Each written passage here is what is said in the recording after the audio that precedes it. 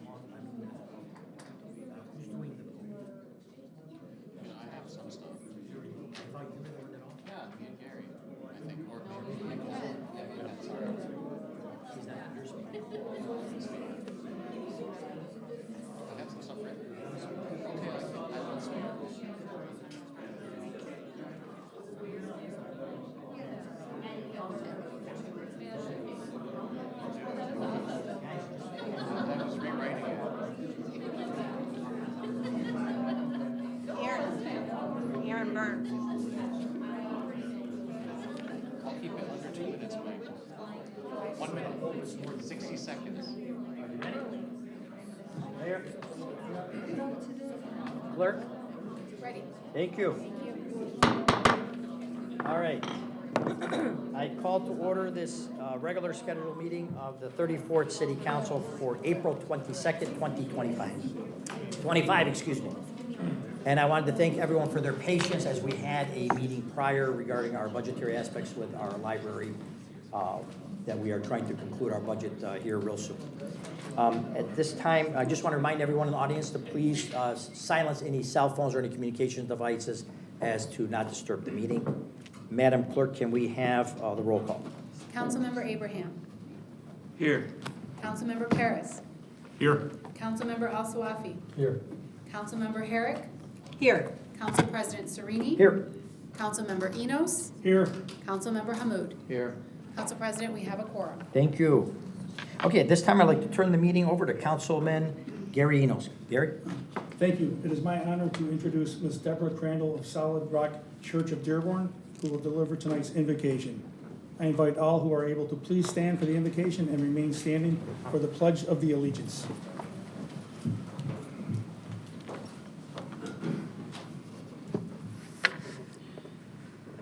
Dear Lord, we thank you for this day, this opportunity to be of service to our community, and all the blessings that you have provided for us. We thank you for your love, grace, mercy, and forgiveness. We thank you for the freedom to be able to meet as we are today. We need you, Lord. The arm of man is weak. You alone are our sanctuary and hope. We ask you to provide peace and comfort to our community, healing hearts and minds today. Please minister to those with grieving hearts. I ask you to bless this council meeting with unity and a purpose to serve this wonderful city and its citizens.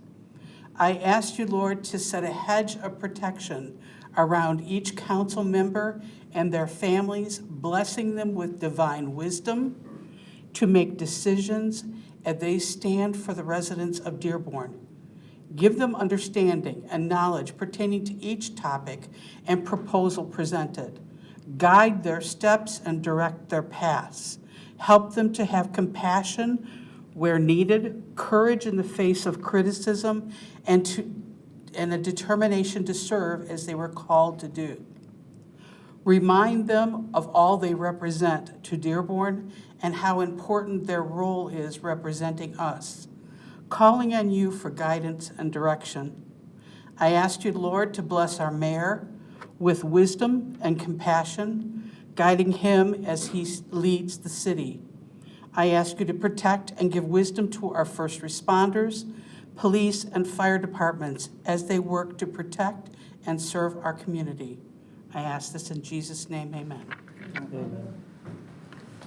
Pledge allegiance to the flag of the United States of America and to the republic for which it stands, one nation, under God, indivisible, with liberty and justice for all. Just let them know. All right, thank you, Mrs. Crandall, appreciate it. At this time, I wanted to, actually, we'll go with number 4, and then we're going to ask to bring a few items ahead. Item number 4, resolution by Council President Sereni, supported unanimously, recognizing Hamoudi Mashour for the outstanding achievement of being named to the Division I All-State Boys Basketball Team for the 2025 season and requesting immediate effect. All right, thank you. We are thrilled to congratulate Hamoudi Mashour being selected to All-State Basketball Team with over 1,300 points and first-team All-State honors. If some people are following, they might have recognized, okay, we got some good video there on the back there of the young man. Is that you? Oh, that's not. If some of our residents might recall, last year, his brother also received these similar honors, but I don't think he made All-State, and is now at Oakland University. So I thought this was we've seen this in our publications. All-State basketball team in the city of Dearborn has been it's very short number of kids that have made that. It's a very high feat.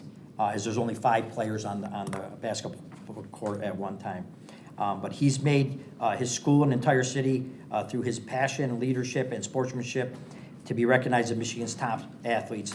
As he moves forward in his athletic career and academic journey, we know that we want to let him know that the entire Dearborn community is cheering him on and congratulating him once again.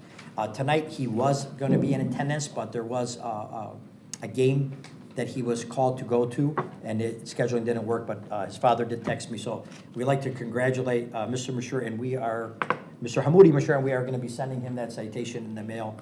He can hang it in the house next to his brothers. Any questions or comments? Any objection on the unanimous roll? Unanimous roll shall be taxed. Okay, next item.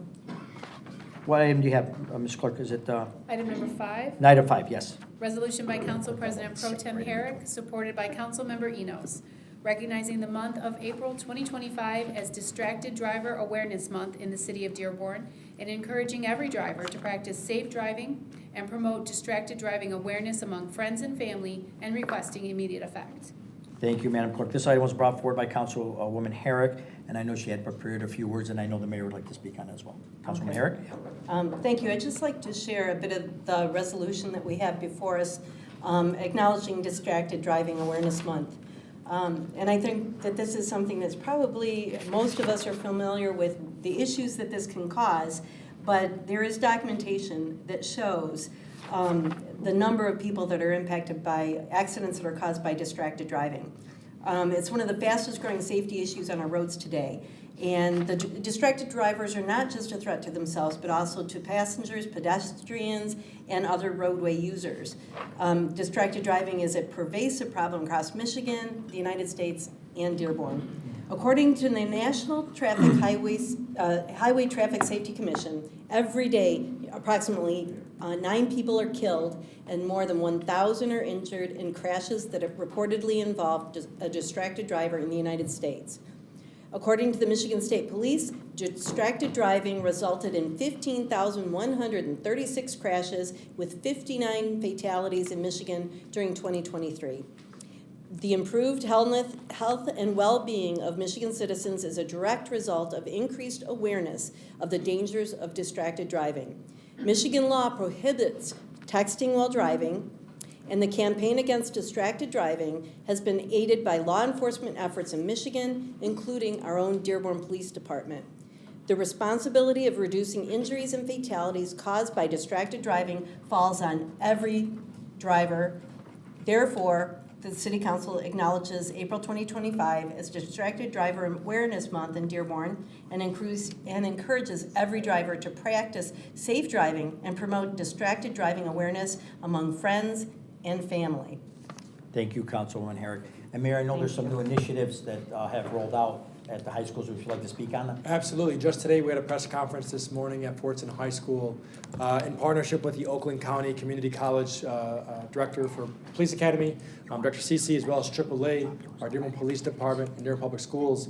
We brought in actually the driving simulator that our police drivers utilize to try to navigate the roads, and you can adjust the conditions as if you were driving on today's roads.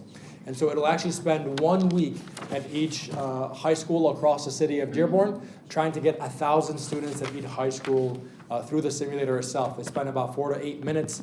If they believe themselves to be good drivers, the difficulty level increases, and it's largely targeting what do you do at a pedestrian four-way stop, a stop sign, a red light, especially when you're not responsible for the drivers around you.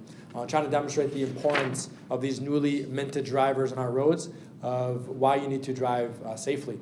And I think as we presented the state of the city, you know, the message that we echoed was there's no excuses. Everyone is expected to drive safely on the roads here in the city of Dearborn. We have a 3-pronged approach: enforcement, education, and engineering, and we're focusing on all these elements. Lastly, this summer, our police department will also be launching a driver's ed summer series for individuals that'd like to freshen up on their driving. If parents want to advocate for their children to attend, our police officers will actually be leading a series of, And the courts. and then we have the traffic court school. So if you do get a citation, we also brought back the traffic school at the courts, at the 19th District Court in partnership with the chief judge and the judges there. So if you do get a citation, you'll be mandated to go to traffic school as you go through the judicial process. Those classes are filling up on a weekly basis, and we're trying to advocate for 2 or 3 classes per week now, and those classes are taught by our police officers, maybe to be expanded with some other individuals. Thank you, Mayor. I just want to thank Councilwoman Herrick for bringing this forward, because I did not know it was Distracted Driver Month, and I think it's a good point. I know that many of our residents, if not all of them, driving and the reckless driving in the city has been a major concern. But I wanted the mayor to chime in because, you know, I was a young driver, of course, once like all of us, and we did have a traffic school at the courts, and the mayor did bring it back. There is things we could do. There's not a one silver bullet answer.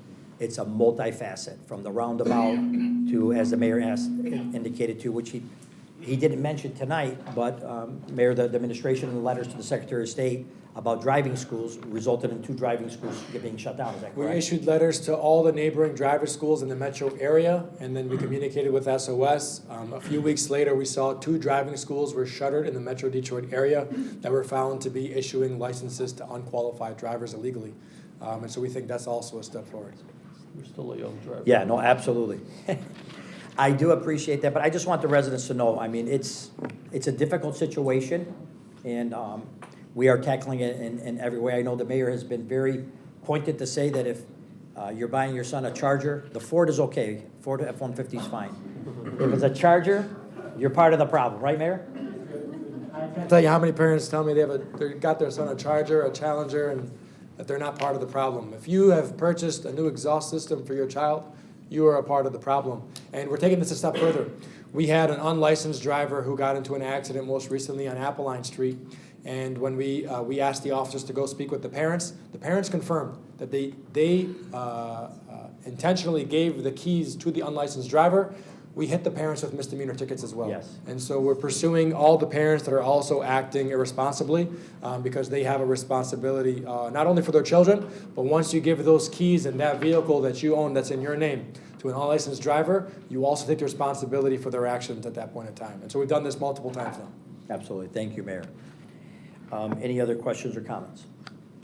Okay, unanimous roll shall be attached. Next item.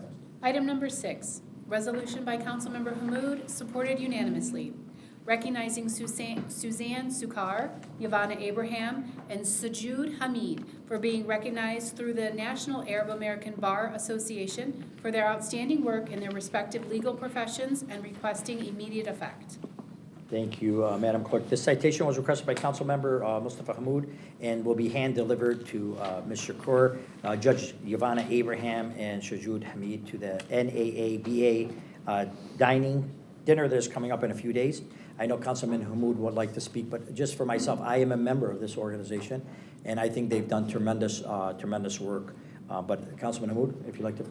Yes, I'll just say their names with the correct pronunciation. So we've got Suzanne Sukar, who sits on she's the chairwoman of the Michigan Council on Middle Eastern Relations. And then Ivana Abraham is a local judge for a family court, and she's been in the legal profession. I think a lot of people here know her very well. And then Sajud Hamadi, who actually started the local chapter of, they call it NABA, but it's the National Arab American Bar Association. So it's actually a chapter of the Bar Association, but for Arab Americans, there are some regional and kind of ethnic versions of that. So she actually was the one who started it 4 years ago, and she's stepping down as president. So one of the things that we want to do was honor her. She's a local resident and business owner, and she has her firm here. And you know, we really appreciate all the work that they've done and highlighted the Dearborn legal community nationally, actually, through their work. So I think it's an excellent thing for the city and for our community that lawyers here are starting to get recognized at the national level. Thank you very much, Councilman Hammoud. Any objection to unanimous roll? Unanimous roll shall be attached. At this time, I would like a motion. I wanted to bring 2 items forward to suspend the council rules. Motion by Councilman Enos, supported by Councilwoman Herrick. Any objection to unanimous roll? Unanimous roll shall be attached. So, Ms. Clerk, we'd like to bring on the walk-on item for Councilwoman Herrick regarding Disease Awareness Month. Do you have that? I do. Okay, if you go ahead. Item number 34, resolution by Council President Pro Tem Herrick and Council Member Hamud recognizing the month of May 2025 as Huntington's Disease Awareness Month in the city of Dearborn and requesting immediate effect. It was Councilman Swat. I'm sorry? She read Hamud, but it should be Councilman. Okay, I'm sorry. Supported it, yeah. Yeah, Okay. so, Madam I Clerk, will- just if you could just restate I the sure offer will. and support. I know it was offered by Council President Pro Tem Herrick. Yes, resolution by Council President Pro Tem Herrick and supported by Council Member Al Sawafi, recognizing the month of May 2025 as Huntington's Disease Awareness Month in the city of Dearborn and requesting immediate effect. All right, thank you very much, Ed. This was brought forward again by Councilman Herrick. I'd like to turn over to Councilman Herrick. Thank you, Council President. Huntington's disease is a fatal inherited disorder that leads to the progressive degeneration of nerve cells in the brain. This debilitating neurological condition affects more than 41,000 individuals across the United States, with an estimated 200,000 others at risk of inheriting the genetic mutation responsible for the disease. Huntington's disease causes a decline in physical, mental, and emotional capabilities, typically during a person's most productive years of life, and currently it has no cure. Since the gene responsible for the disease was identified in 1993, research efforts have significantly advanced. Public awareness of Huntington's disease remains limited, and increasing understanding of the disease is essential for improving public health efforts, supporting research initiatives, and informing the medical community. Therefore, it is recognized that adult onset Huntington's disease is represented we're acknowledging it this month, and it's represented by the colors of blue for the adult onset, and juvenile onset is represented by the color of purple. So in May, you will see some of the city lights on city buildings are going to be the colors of purple and blue in acknowledgement of Huntington's Disease Awareness Month. The Dearborn City Council recognizes the profound and lasting effects of Huntington's disease that it can have on individuals and families, and supports efforts to raise awareness, promote research, and encourage support services.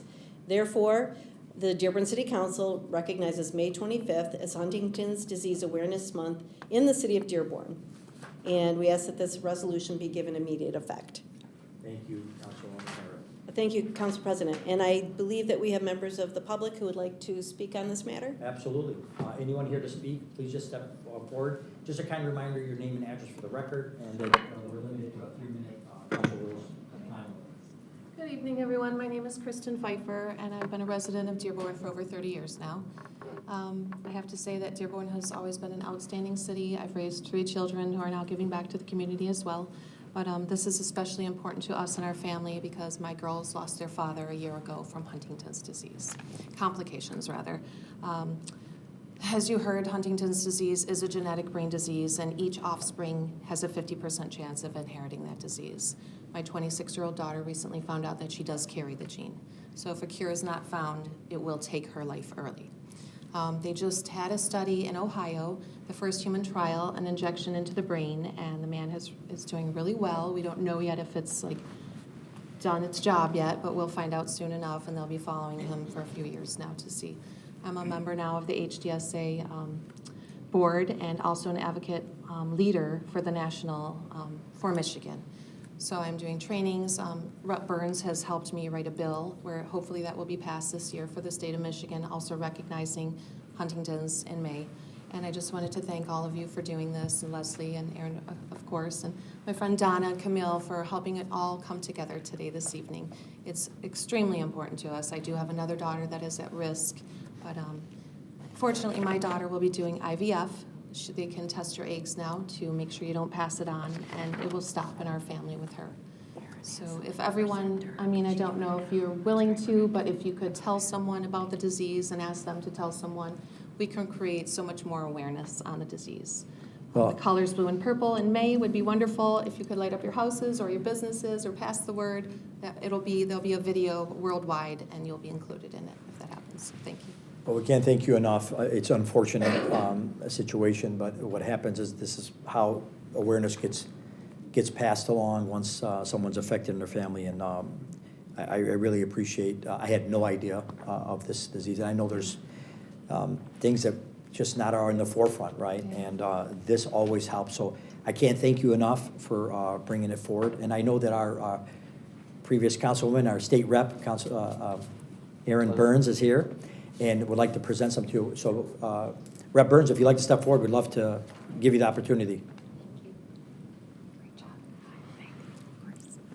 Thank you, Council President, Council members, Mayor Hammoud, for having us here tonight. My name is Erin Burns. I'm a Dearborn resident and serve as the state rep for House District 15. So thank you again for having us here this evening.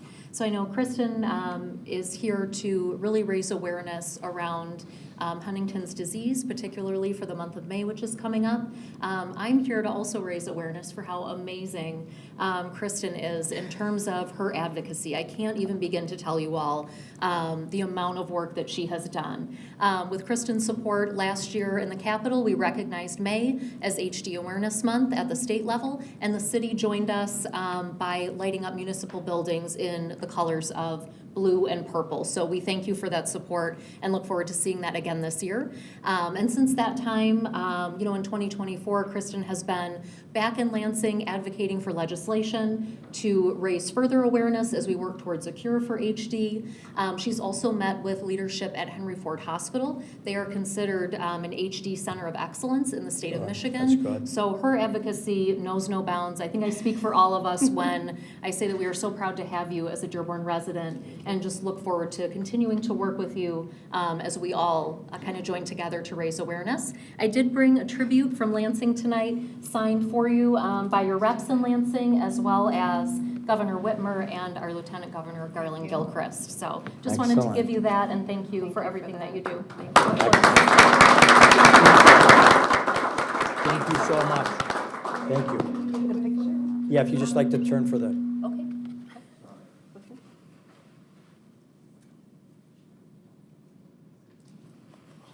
Thank you, everyone, so much. Thank you. Thank you.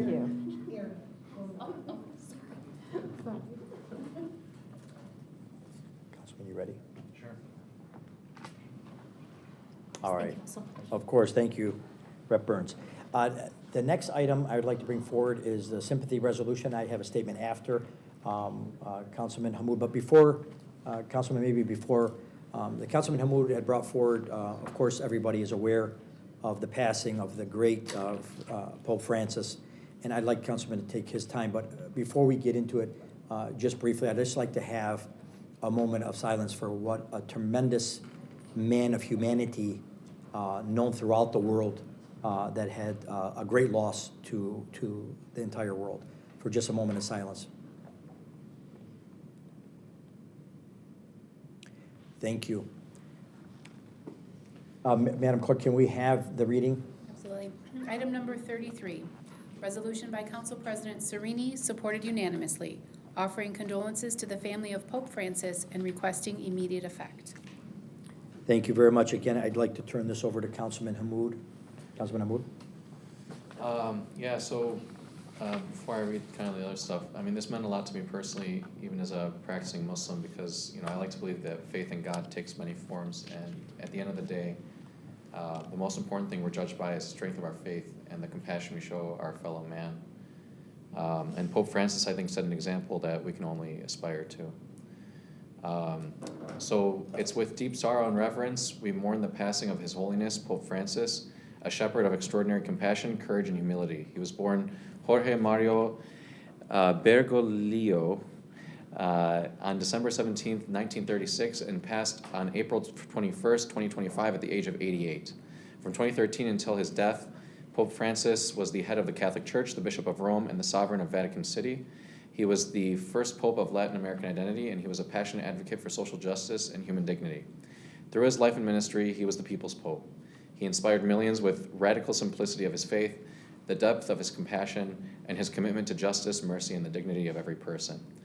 In his role of papacy, he addressed some of the most pressing issues of our time, such as poverty, inequality, migration, climate change, war and peace, and interreligious dialogue. I know many people in our community of all faiths appreciated the example he set in standing up for the people of Gaza, whose parish he called every night, and reconnecting the Vatican with communities of faith all around the world. Pope Francis continues to inspire and challenge millions of people with his words and deeds. He was a voice for social justice and a witness of God's love for humanity and creation. The Pope's final moments were marked with a sense of peace and connection with the people as he shared his message of hope and love during the traditional Easter blessing. As we reflect on his lifetime, may his legacy continue to challenge and guide us, and may he rest in eternal peace with the God that he so faithfully served. Thank you, Councilman Hammoud. For myself, I just wanted to add to it a little bit here, because as we look through social media posts, and there's a lot on social media, I am one that believes there's some good things on there. It's not all bad.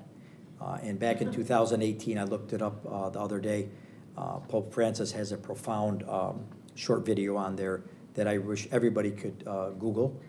Young boy between the ages maybe 8 or 10, you can Google. Young man asks Pope Francis if his father's in heaven.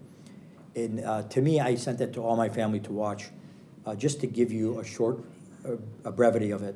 The very, very young man said that his father was a non-believer, but yet had him and his 3 siblings baptized, and that now he's wondering if his dad is in heaven.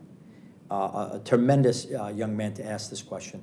And the Pope had it, with his permission, brought it up and indicated to him that it's easier for a believer to go ahead and do so.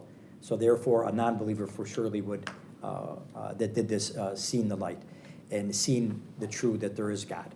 And for me, whatever religious you practice, which I am a practicing Muslim, any person that believes in God and in humanity the way that the Pope Francis did, and the popes in the past, is a leadership throughout the world. So it's going to be a great loss to all. Any other questions or comments? A unanimous roll shall be attached. Next item. Are we? Public comment. Public comment, yep. All right, so this portion is the public comment section. And the council rules were enacted this term to allow 30 minutes of public comment prior to our meeting to better serve our residents. We ask that you fill out a comment card, which I have here. If you didn't have an opportunity to fill one up, you could just please raise your hand, and I will have you come up. And just a kind reminder, either podium is open. Just state your name and address for the record. There is a 3-minute time limit, and the clerk, Madam Clerk, will let you know when there's 30 seconds remaining. First card we have is Miss Andrea Unger. Miss Unger.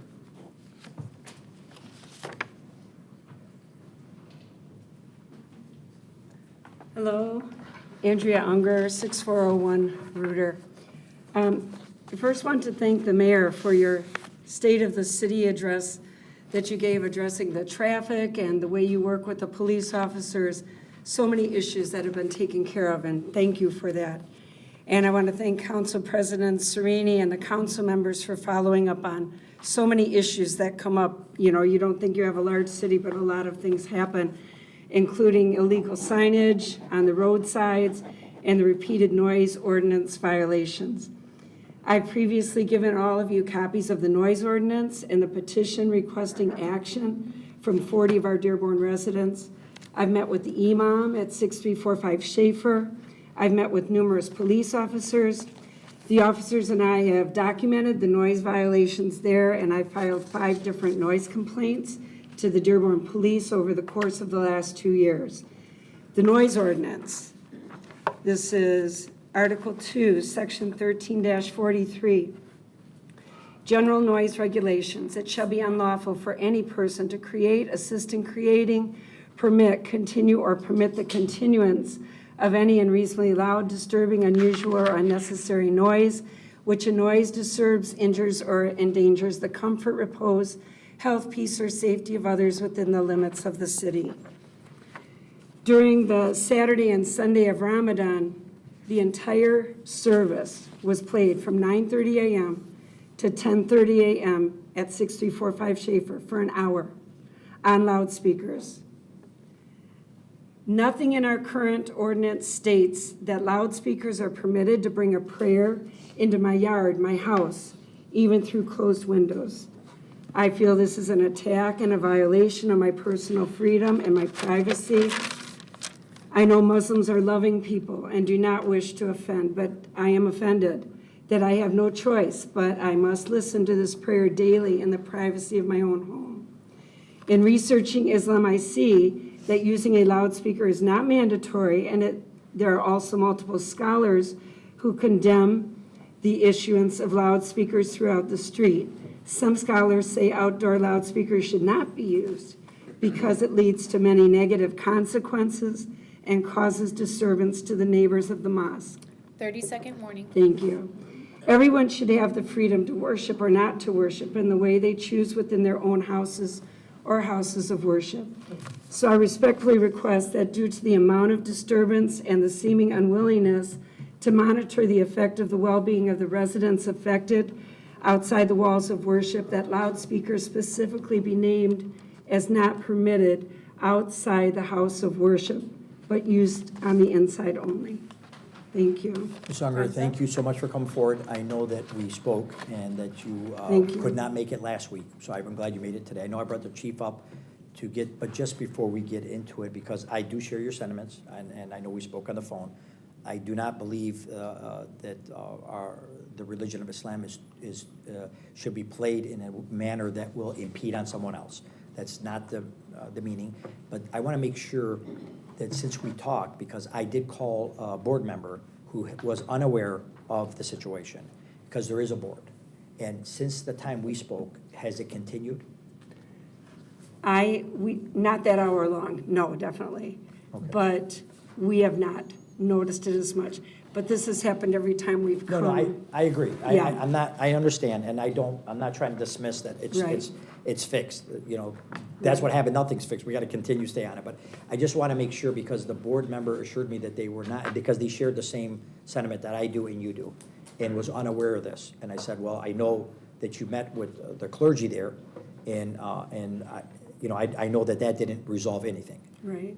Correct? That's a fair statement? Correct. So at this point, I mean, I have been, like I told you, I believe in the law, I practice law, and we have to uphold the law.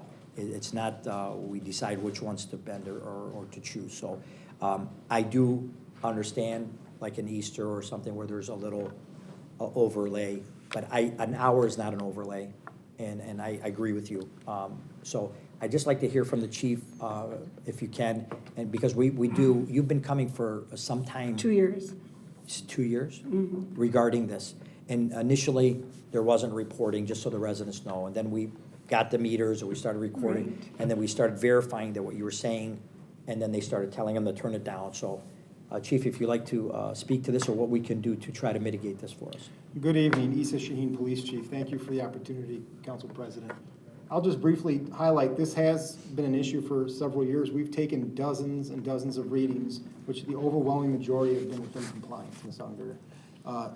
Oftentimes, the readings are from the call to prayer from the mosque are no louder than the ambient noise of the trucks driving by, which is what our readings have discovered. So initially, when we first were taking readings, when this started, they were above the legal limit. We've talked with people at the mosques, and they've lowered it, and nearly every other reading since then, and there have been dozens of them, have been within compliance and within the law. Now, I haven't brought those documents here today, but I'm happy to provide them to council for review. Chief, I mean, your record speaks for itself, so I understand. I know that there was a time where one of your officers did say that, we're humans, right? They got Sure. out of line, they brought it back down. I even know we had conversations about one of the officers saying that they went in and they said, oh, well, They actually they put took a knock. they put up, Yes. explain it. They went into the mosque and they put it to the limit that was appropriate, Allowed. and they stopped it and put a mark and took the knob off of the Right. players. So, I can't speak to what might have happened during the Eid prayers, but I can tell you, is going back for the last several, probably years, the readings we've taken have been in compliance. So, Ms. Unger, I know that what we say and what's happening, and I know that it continued. I can tell you that I tried, because before I did not, I was waiting for all the information when we talked, and I know that you went with Councilman Al-Sawafi to the clergy. I thought that was resolved, but obviously it wasn't. So I did take it upon myself after you called in asking to speak to me. I called you, and then I did call the board. So I can tell you that if you feel, and I know you'll give me the right times, that it's continuing, please reach out to myself. I will talk to the chief, and because you do not have to live in that. It should not be impeding on your home and your enjoyment. So, and I know I speak as the council president, but I speak for the body, and anyone that on the body that disagrees with that, I'd like them to speak now or not. That's not the intent of any religion. Right. To impede on any other person. But they do get people that are overzealous. As you indicated, the chief, they took the knob off, somebody else turns it up. We have to stay on top of it. But please, let me know, because as I indicated, I was surprised the board did not know about it. And so I hope that will bring some relief for you. But you got my commitment that you can contact me and we'll stay on top of it. And I know that the chief, as far as the difficulty of it, they have to go and measure it at the time. I'm happy to continue it. But just for the record, we've done hundreds of, I know you hundreds of have. hours, yeah. And then Ms. Unger too, because when this started a couple years ago, it was at 6 a.m. and that stopped completely. Right. Okay, I just want to make sure, I don't want people to think we did nothing. We've been mitigating we can, because, we have freedom of religion, but it also has to be, you can't impede on others, so we have to try to find a balance. So I know in the beginning, that cut off, and that has not returned. Right. So we got one victory there in that part. So and we're working on the rest, so please let us know, but if any of my colleagues have anything to add regarding this aspect, Councilman Paris. Yeah, thank you, Council President. Just wanted to ask the police chiefs, the noise meters that the specially trained officers that are able to use that, is there a means that there is a noise meter available for each shift? We have people that are certified, I believe, on every shift, and our MPOs specifically have been trained in that because it's generally an issue that is easiest or best for them to navigate. But like I said, I've taken a number of readings. I think some of the confusion is a lot of people are taking readings with apps and things like that that aren't necessarily as accurate. Right. Right, and that's why I wanted to bring up the aspect about the meters and being specifically trained to be able to use that. If a resident such as Ms. Unger would call, would there be a certain number for somebody to call regardless of the time? Yeah, I mean, Ms. Unger could non-emergency. call position 1, but I think you have a lot of our numbers, Mrs. Unger, so I don't think reaching the police is an issue for her. Okay, I just wanted to make sure if in fact a meter is available with a Sure. trained officer, should somebody call. I'm happy offline, Ms. Unger, to give you some additional numbers if there's certain times you'd like readings. Okay. Thank you. Thank you, sir. Ms. Unger, and again, I just want to reiterate that my conversation, I felt, made a difference to the board. Right. So please, if it didn't, I'd like to know. I No. really And as would. I stated at the beginning with the mayor and with you and with the council, there's been a lot of cooperation, working together. And the signage issue at Ford Road and Telegraph seems to be resolved. All right, we're on So, it. thank you. Yeah, we've been trying. Like I said, Ms. Unger, it's a constant Well, and if you battle. don't bring it up, No. then no one knows it's an issue, right? No, I want it Like brought even up. with these speed bumps that you have at the parks now, what a difference that's making. Yeah. And unless you bring it up, people don't know. I know. Thank you so much. And thank you for coming. All right. All right. Thank you, Chief. Next, we have Mary Lane. Ms. Lane? Happy birthday, council and mayor. I know I can't bring props, but I decided to wear some artistically. I value nature. I value cleanliness in our city. It's one of the reasons I moved here 30, 40 years ago. But these days, there are thousands of these all over the city. They're here, they're garbage, frankly. I'd like to know, why am I picking up this stuff everywhere, every place in our city, not to mention recycling. This is from, these are obviously utility flags, but they're caused by 123 Net digging in all across our city. I don't know who authorized them. I would like to know, and why. That is for their profit, not for my convenience. But they dug up our front of our yard. They blew out our gas line. I have in my hair some branches of, since I can't bring props, I have one branch that is taller than me, a beautiful small ornamental that they destroyed. We had no heat, they made a mess. The grass seed that they've put down is a disaster. I want to ask you not to approve something for some business's convenience, but for the citizens' convenience. I value trees, I value nature. I would like you to recognize nature in our city. I know you've had some court cases. But I'd like you to issue a centennial tree certificate. People don't understand the value of trees. As a matter of fact, if you drive by soon, you'll see that the Dearborn Inn has clear-cut all of its large trees. Oh, take a look. You'll be amazed. You go down Oakwood Boulevard and it's very in your face. So I'd like you to do that. I'd like you to consider, when businesses come to you, asking them, what's your plan for picking this up? 123net told me, well, the homeowners can pick them up. There are hundreds and thousands of these all over, blowing now. They're attached to wires, which are a metal wire that kids and dogs step on, besides all the trash that we're getting in our bodies. So I'd like you to ask a business, what's your 30-second plan warning. for taking this stuff down? Nobody even thinks about that. And I think you should charge a fee for doing that. I know you don't want to raise fees. I appreciate that. But our city is becoming, I mean, it's a mess. And I care for the city. That's why I'm here. I tried to call to complain. The complaint lines for the council and for the mayor are, you can't leave a complaint. But Time's up. yes, Well, Ms. please Lane, yeah. consider this. No, I appreciate it. I just want to give you a little bit of clarity, and I know you're an educated lady, and I want to thank you for all your service on our school board. I didn't want to get off track, but recently I've been reading a book that I already knew what kind of work you did, but this recently book really highlighted a lot of things that happened in the early 2000s, and the stand-up work you did is very appreciated on the Dearborn School Board, so I want to thank you personally, unless the book is not telling the truth. I don't know which one you're referring to. Okay, I'm not I'll sure, tell you but I after. think I'll tell you know after. which But ones, yeah. I'd like our legal counsel, because I do agree with you. I called in our director, I can speak to Hawkins. some of this. I know you can, Mayor. I wanted to let you do that as well, but I wanted Jeremy just to indicate to our legal counsel, Director Hawkins, okay.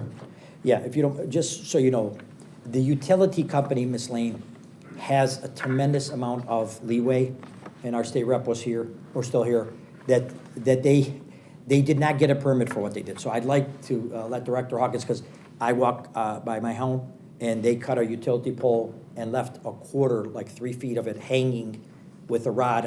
I've been trying to get them to change. So Director Hawkins, or if we can, legal, can you just give Mrs. Lane and our residents the aspect regarding the digs and so on, as far as the utility companies right away, where we don't have too much say in that?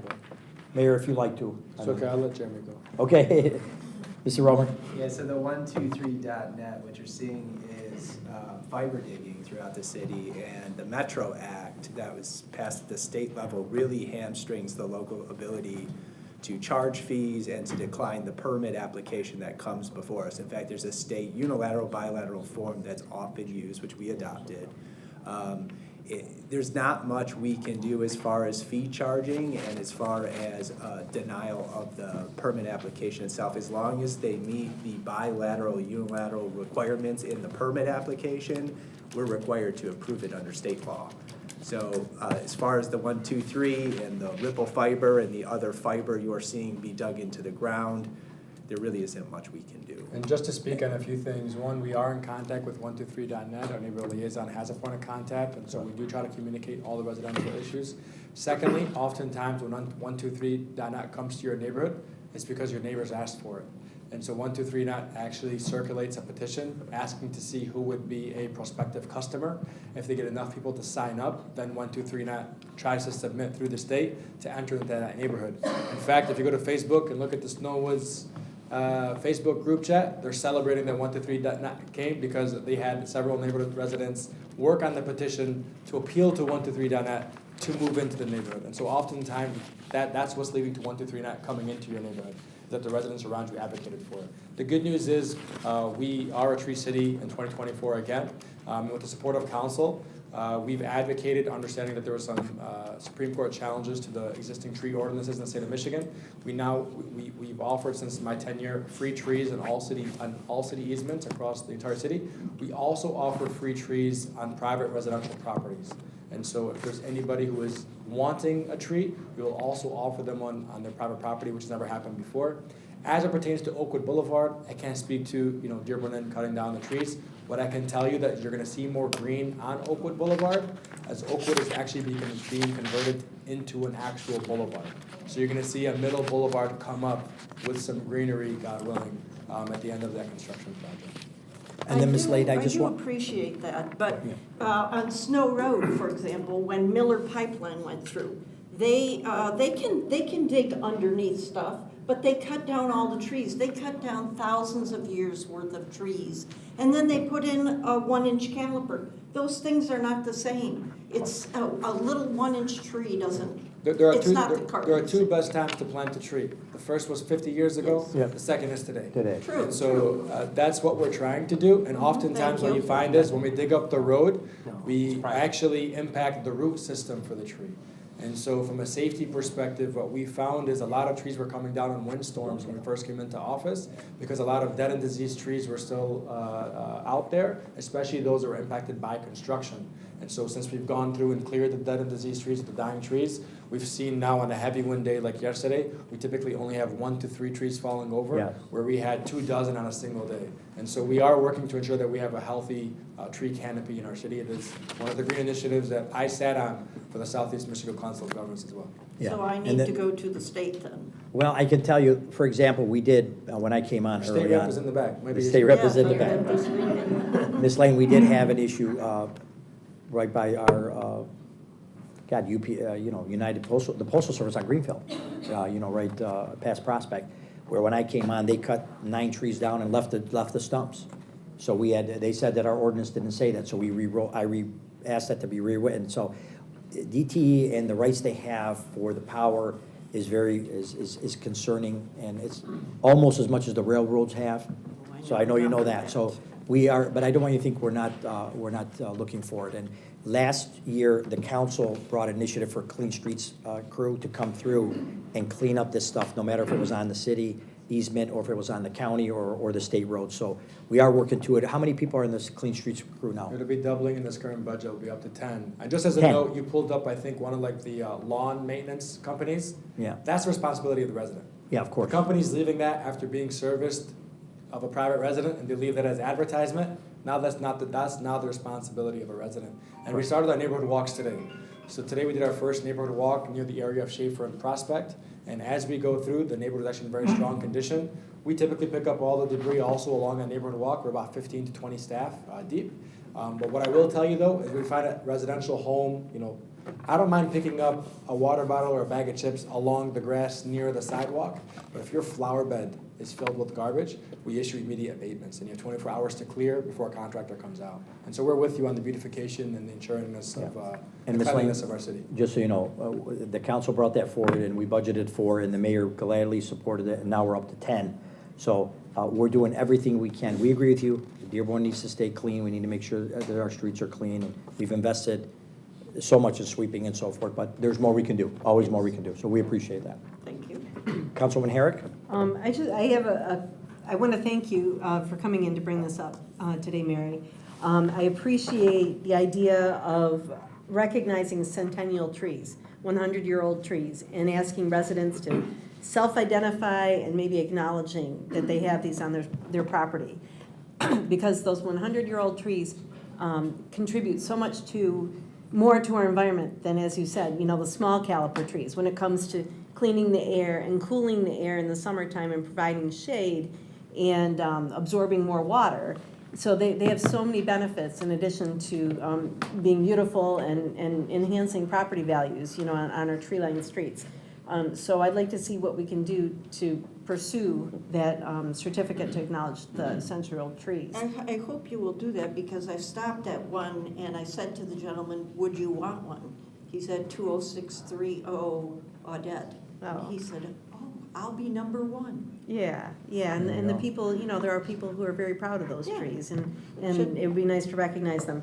And then regarding 123net or any of the other companies that leave signs that look official on our easements, residents don't want to touch them, I think, for the most part, because they think, a company's going to be coming by and they depend on that information that's been marked out using those flags, so they don't want to remove them. And then they start getting tattered, or they blow over, or the wires get left and they are dangerous. How does a resident know if they're allowed to pull it up, or is it up to our Clean Streets crew to know they should go down that street and pull them all up? Yeah, I don't think it's up to our Clean Streets crew to go through every single residential neighborhood street. That would be, you need 1,000 people. I think as it pertains to the flags, I'm not advising our residents to pull out the flags when they see them. I would say ask the worker that's outside, or contact the city, or contact your neighborhood liaison. Our neighborhood liaisons are in direct contact with 123.net and the fiber companies, and they can advise you one way or the other. But I would tell you, if it's kicked on the ground and rusting away, by all means, recycle it if you can. Okay, thank you. And then, I know I brought this up, but I just wanted to do so publicly. When utility company representatives are in a neighborhood, and if they need to get back to the lines on the back of your property, what is the protocol regarding entering somebody's private property up their driveway and into their backyard? Do they need to get permission from the resident in order to do that?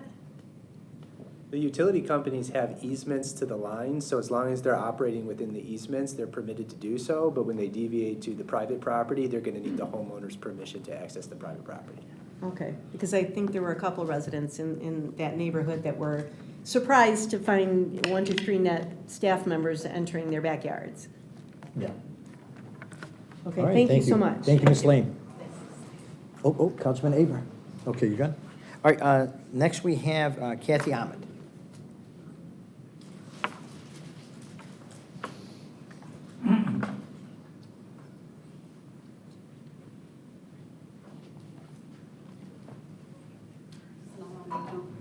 I have a question. Just your name, we need your name and address. My name is Kathy Ahmed, Address. 3400 Detroit. I purchased a home last year, and I did the inspection through Mr. DeSanto, which is not an employee anymore in the city of Dearborn. I went through his guidance, and we had completed everything. I was just waiting for the C of O. But by the end of the year, I was right before my vacation suddenly. We received a notice saying that my compliance was expired, and I didn't do a permit and a whole bunch of other things as well.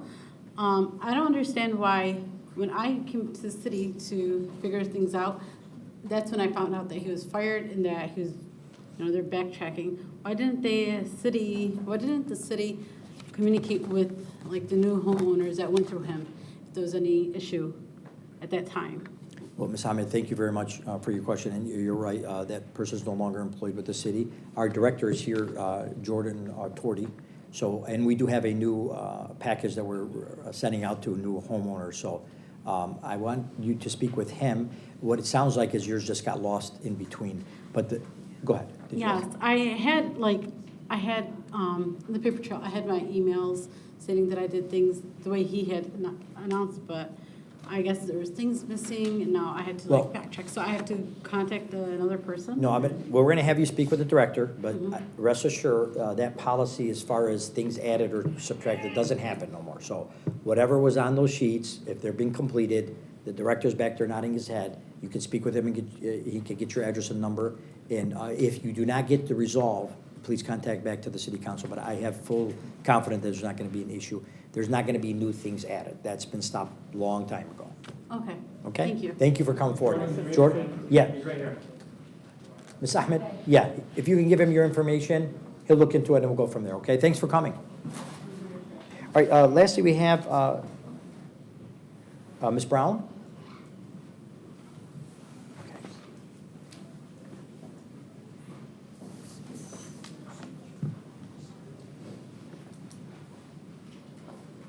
Well, thank you. I'm Jasmine Brown. I'm at 24808 Dunning. I moved here in 2022, and I bought a house. I was very excited about it. There was a long-term rental right next to me. Now it is a short-term rental, and now I'm having all types of issues. Parties, litter in my yard, people driving and parking on my grass. I have a divot or whatever you call it from someone's car wheels in my grass. Trying to talk with the property managers of this thing, letting them know everything that's happening, and they're not really solving any of the issues. I've had to call the police a few times because of being woken up by parties and loud noises and things like that. So, and summer's coming up, so there's going to be more of that happening. Yeah. So I just wanted to bring that concern to you all. I don't know if anything is being done. Yes, there in is. the I can back end of all Yeah, this. I'm going to have the mayor speak to it, but I just want you to know, Ms. Brown, thank you for coming forward on this. This has been on our council list for maybe 2 years. There was legislation in the State House that was going, then stopped, and went again. So that's why we were held. We do grant our authority through the state, and there was things that we didn't want to pass because the state was had active legislation. But we agree with you, and there is stuff done. So I'd like to let the mayor speak to it. Mayor? Thank you so much for being here. So we're in agreement. We're actually bringing forward an ordinance recommendation to council in the month of May, which will ban short-term rentals in all single-family residential homes across the city of Dearborn. We would only permit them in the downtown areas, essentially in like the condos along the main roads, where they're welcome if you want to come. But oftentimes we see these prop up in historic neighborhoods or neighborhoods to your, the manner that you spoke to, and they're causing a disruption to the homeowners or other residents in the area.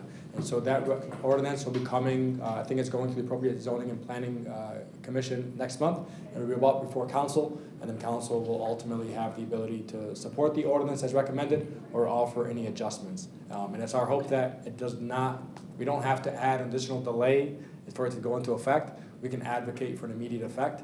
And then the city will also be registering. We can advocate for a registration as a city to see everybody that's signed up to host an Airbnb. So you can't, we don't have to be on Airbnb looking up to see who posted. We actually would get the back end data to see who's posting their home for a short-term rental, and then hold them accountable.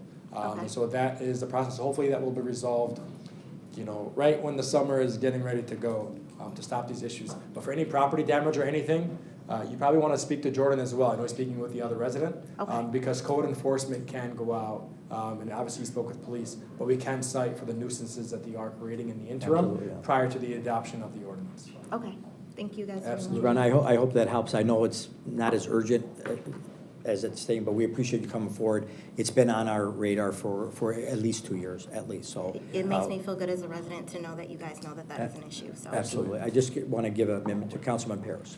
Just real quick. Thank you, Council President. What I would suggest to you too, are you familiar with the city website? yes. And how to navigate that site? If you go on the website, go and see when we might have study sessions on this particular topic. And as has been indicated, in May is when we anticipate coming forward with something. So that way you can keep yourself up to date. Study sessions are public meetings of the council, and you're more than welcome to attend. Thank you. So, Thank you, Ms. Brown. Appreciate it. Thank you. All right, at this time, we have no more cards, and we exceeded our 30 minutes. I'm sorry? For the announcement. Okay, can it wait till after? Is it to the end of the meeting? Yeah, I'd rather wait till the end of the meeting because we've exceeded the 30 minutes, if you don't mind. Okay, we'll make sure we get that. So at this time, I'd like to close the public comment portion and move on to our next item, Madam Clerk, which before you read it, I'd like to, before we move forward to the consent agenda, are there any items that any member would wish to remove from the consent agenda and discuss individually? Okay, hearing and seeing none. Mrs. Clerk, you may proceed. Item number 8, a resolution in need of offer and support. Offered by Councilwoman Herrick, supported by Councilman Abraham. Approving all items on the consent agenda and requesting immediate effect. All right, Madam Clerk, can we have the roll? Absolutely. Councilmember Paris. yes. Councilmember Al-Sawafi. Yes. Councilmember Herrick. Yes. Council President Sereni. Yes. Councilmember Enos. Councilmember Hamud. Yes. Councilmember Abraham. Yes. Motion passes. 6-0, Six. motion passed. Yes. Thank you very much, and I appreciate the new order of roll call. Thank you. Thank you. So now we'll move to the first item of business at the end of after the consent, which I have is item 18. Same as me. Okay, Madam Clerk, would you go ahead? Resolution by council members Enos and Abraham approving the minutes of the previous regular meeting of April 8th, 2025. Okay, are there any deletions, or additions, or modification to these minutes? Okay, hearing and seeing none, unanimous vote shall be taxed. Next item. Item number 19, ordinance on the table. Ordinance number 25-1839, an ordinance to amend the zoning ordinance of the City of Dearborn by amending Article 1 entitled Short Title, Rules of Construction and Definitions, Article 4 entitled Off-Street Parking and Loading Requirements, Article 7 entitled Site Development Standards Applicable to Specific Uses, Article 16 entitled BC, General Business District, and Article 18 entitled I-A, Light Industrial District, effective September 1st, 2025. Resolution by council members Hamud and Al-Sawafi to take from the table for its final reading. Thank you, Madam Clerk. And a unanimous vote shall be attached to take from the table for its final reading. Mobile food establishments are unique land use from a zoning perspective. They are a temporary food structure designed to be mobile, while zoning is typically reserved for permanent land use approvals. The existing zoning ordinances effectively prohibits food trucks from operating on private property unless it receives approval from the City Council as a temporary special event use. The following extensive review and consideration involving policies, trends, and recommendations to establish a pathway for food trucks that recognizes their potential for placemaking and business startups while balancing the city's broader land use objectives. Can we have our zoning manager up? Kinney. So we have some summary of some changes. Folks, this food truck ordinance has been in the works for at least 2 years or more.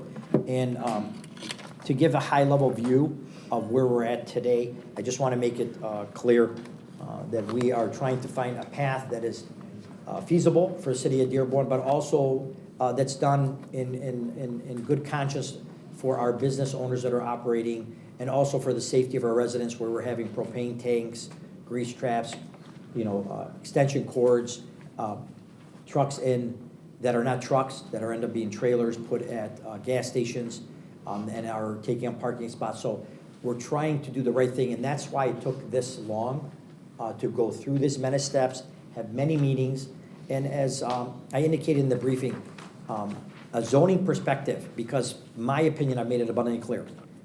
My friend has one of these trucks, the lobster people, and they've been in Dearborn twice. My opinion is these are concept buildings, and what you do with these is they're mobile, and you go to different locations. What's happened is they became permanent facilities, and as we met with the mayor regarding the issues that we had where grease traps, where no grease traps were being dumped into the sewer, and the complaints from residents and extension cords and electrical issues forced us to bring this to the forefront, which we've been working on because we want to balance that. We want to be able to allow innovation and new trends to work in Dearborn, but also not everything is meant for our city. Let's be honest. And we have to make sure that we tailor it so that it's fair to everyone. Because we heard also from many business owners that were very upset that trucks were popping up and right by their door, and they're tax paying and they're abiding and have CFOs and are licensed operating businesses. So this is a balance that we had to strike. So Ms. Katie, Ms. Bianchini, before you start, I'd like to just go over the high level of where we're at, because I know that we got down to the last 3 or 4 items, and I know you sent me it before the meeting. I just want to hear that because this is your expertise. And then what I want to do is give participants an opportunity to speak on it.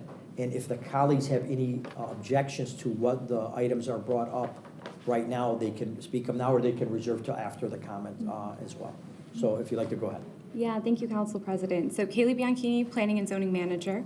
I'd like to start essentially with some edits that were discussed at the Committee of the Whole. Correct. Because we weren't able to address them. So I would like to start with those if that's all right. Of course. So the first one that we were going back and forth on that we offer some additional clarity on is regarding special transitory food units and regarding the commissary requirement.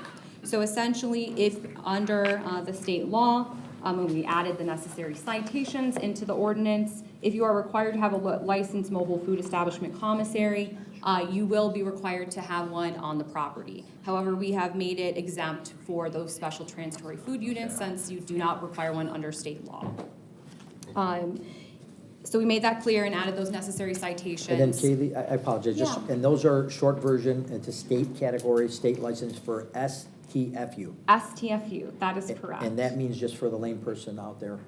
Yeah, yeah, so the special transitory food units operate in a way where essentially the state is saying that you can do all of your necessary prepping, storing of materials on the actual food truck itself. Without returning to a commissary daily. Correct. So Okay, if those you are are special licenses that are not by the city of Dearborn. not done by us, they're done by the state, and sometimes there are aspects of the authority that are then delegated to the county or the local jurisdiction. Okay, thank you. And so we essentially crafted this with that in mind. So we added that exemption once again for those STFUs. In addition, I know there was ongoing conversation about if it's not going to be a commissary, then what could that building be used for? We believed it was then necessary to kind of offer some guidance and some clarity for what uses would be permitted in that building, just so everyone understood what they would have to do. So there was additional notes on that. So how we wrote it is that the building has to be used for either a commissary kitchen, indoor dining, or the offices related to those exact businesses. Solely. Solely, that is correct. Is the word solely in there? Yep, and so the wording is these uses must be directly related and accessory to the food truck park business. And then we also have the additional condition that once again, it has to be the principal and sole use of the property would be that food truck park. So we think that additional language offers some additional clarity on how that building should be utilized. Once again, that's not only from a zoning perspective, but offers guidance as well from a building code perspective. Which we appreciate that. Yes. So in addition, we did want to also get a little more specific about larger scaled facilities. So we did also add a note in the ordinance. So if you are a food truck park with 3 or more food trucks, then the building must contain a commissary kitchen. And then you also have to have an indoor dining area. Regardless if you're an STFU. Correct, yes. Does it indicate that regardless of that? Yep, so Okay. even regardless of that, it's essentially just the 3 or more food trucks would be that trigger, yep. Okay. And really the rationale and the reason behind that is then at that point, with that amount of food trucks operating on the property, there really should be some, in our opinion, dedicated area for prepping, serving, and storing food that is occurring inside the building, just for a facility of that scale. So we added that as language into the ordinance as well. In addition, I know there was some continued conversation about the sanitation requirements. Council President, that was one of your requests specifically. So in reviewing the Michigan Department Michigan Department of Agricultural and Rural Development, which is essentially one of the state agencies that reviews these types of facilities.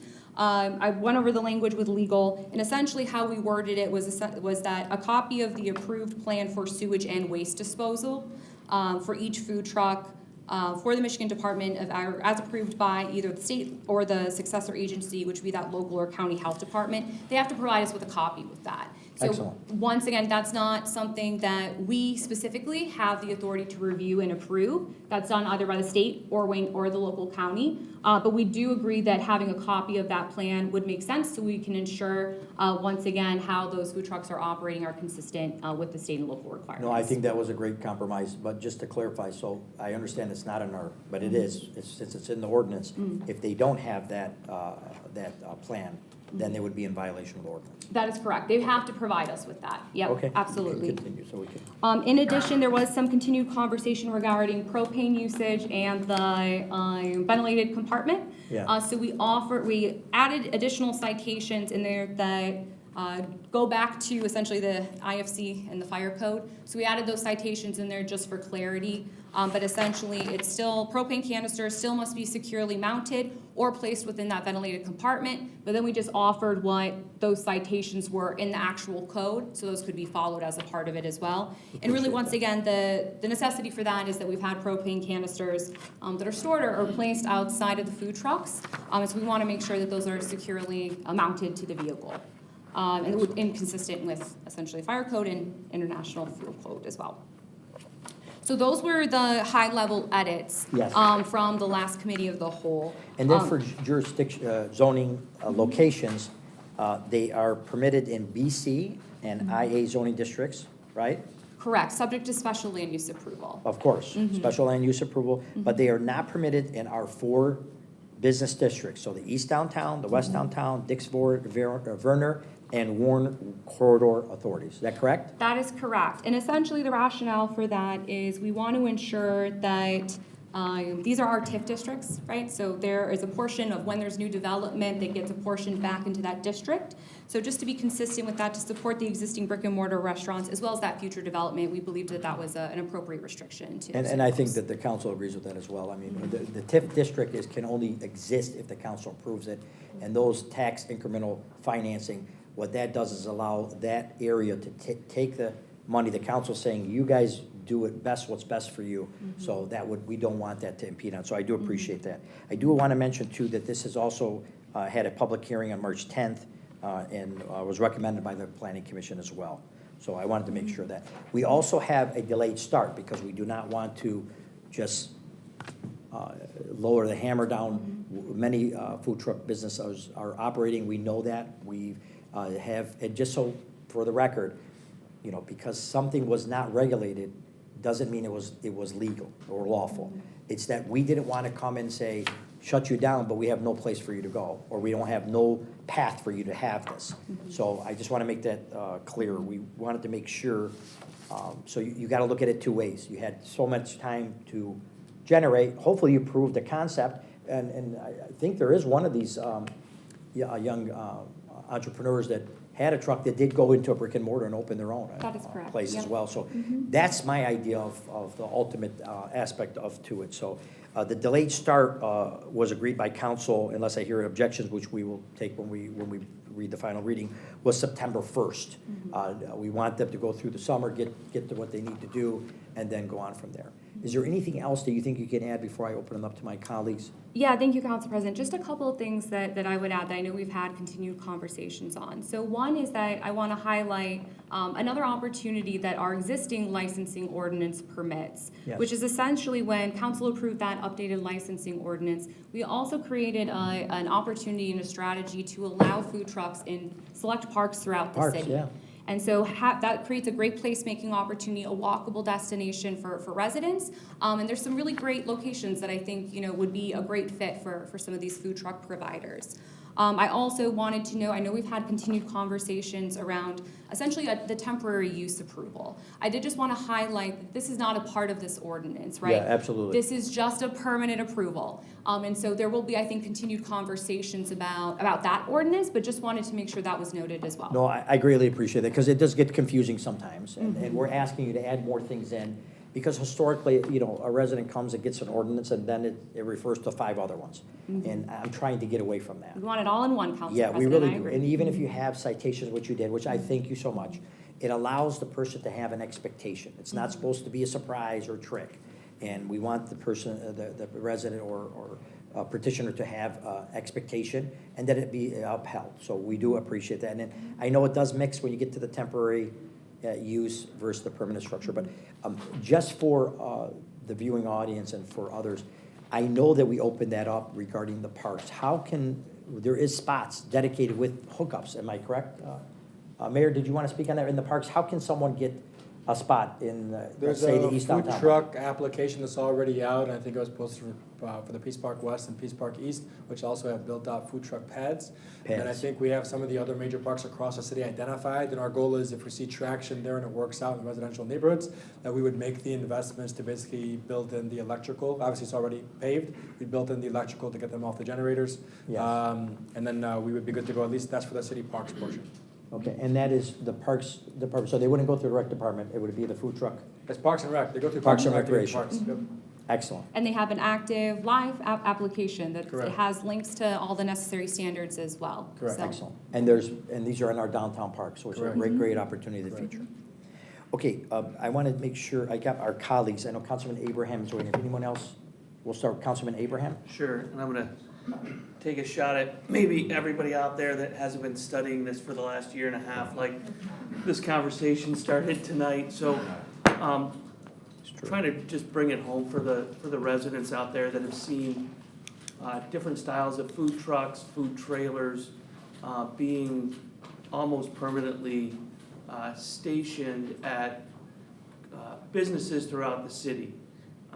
Fundamentally, one thing this ordinance does is say that food trucks, food trailers will no longer be able to coexist with another business on the same property. And I think fundamentally that's a significant deviation and change from the current practice. And there's lots of safety reasons and regulatory reasons that I think we already covered. But for me, I think it's a little bit of common sense to sort of move these truck businesses to a specific area of the city and then develop the business in those areas. Those areas have been very defined in this ordinance, BC, IA, not in the business districts, not Warren Avenue, not Michigan Avenue, downtown, the Dix corridor. Did I miss one? No, I think you I got got them all. Warren, yeah, I did Warren, the Warren corridor. East and West, yeah. So we're trying to preserve the brick and mortar businesses in our downtown areas. They deserve that. They've made significant investments. And at the same time, we're trying to develop a way, like the food truck park at near the Fairlane Town Center, Yes. where the trucks can thrive. We're not trying to penalize anyone for their efforts or their the risk that they've taken in investing in Dearborn, but at the same time, we're trying to find that balance for safety. I mean, we've all seen them. I mean, I know I'm the one who's been really hard on the propane tanks because my house burned down in 2009, so I know what fire does. Yeah. So you see a tank leaning against a truck that's 4.5 feet tall, and it doesn't take much at a gas station to knock a propane tank over.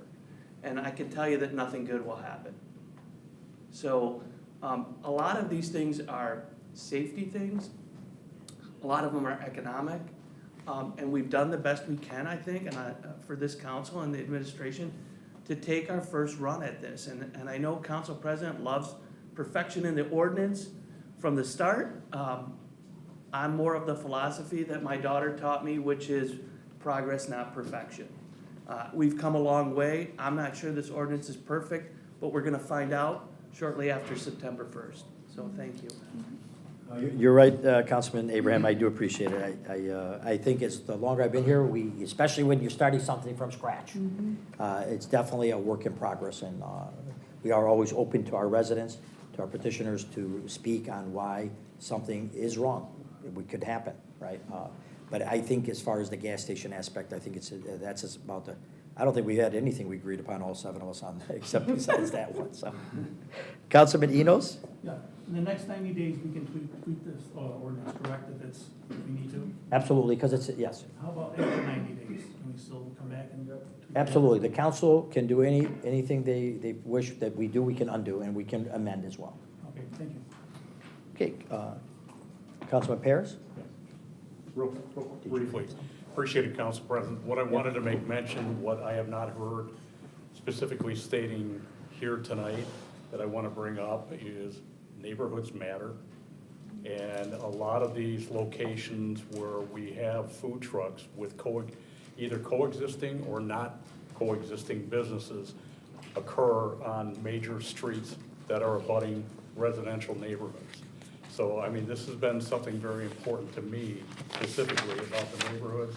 You know, the IA, even though there are sporadically some locations that may be within a residential neighborhood, that ideally it may not be a location to coexist in neighborhoods. So I specifically want people to hear, and we do have a number of food truck owners that are here within the audience. I specifically hear what fellow council people are saying, and myself too. You have a livelihood, I respect that, and I want you to thrive. And just like's been stated, nothing is ideally perfect. There are things that we can make amendments to in the future, and we'll see how it goes, and then make adjustments as we need to, but not for your detriment, not for the detriment of existing businesses that are brick and mortar, and not to the detriment of neighborhoods. So that's all I wanted to say. Thank you. Thank you, Councilman Paris. Okay, at this time, I'd like to open it up to the floor. Just a kind reminder, just state your name and address for the record, and keep in mind there is a 3-minute limitation. If you'd like to step forward, and then Katie, if you don't mind just sticking around in case there's any questions. So, anyone here from the audience would like to speak regarding the food truck ordinance? Yep. Just a quick question about what she just said. She said Just that. state. My name is State your name. Abdullah Al Nasri, 10,000 Michigan Avenue. Thank you. Just a quick question about what was said about the 90 days where you guys can change the ordinance. Was that? Well, yeah. Was that? What the question for the council, the ordinance will go into effect tonight. It has immediate, does it have immediate effect on it? Madam Clerk? Effective September 1st. Yeah, so it's a delayed start. Yes. So the ordinance is going to be active, but will not take effect until September 1st. Right. But the councilman was asking if we want to change something between then and first, could we? And yes, we could. So from now till September 1st, we basically have 4 months to comply with the ordinance. But Correct. let's say within 70 days, we comply with the current ordinance that's being written, but 70 days later, you guys change something and we are violating the ordinance. How can we be protected from that?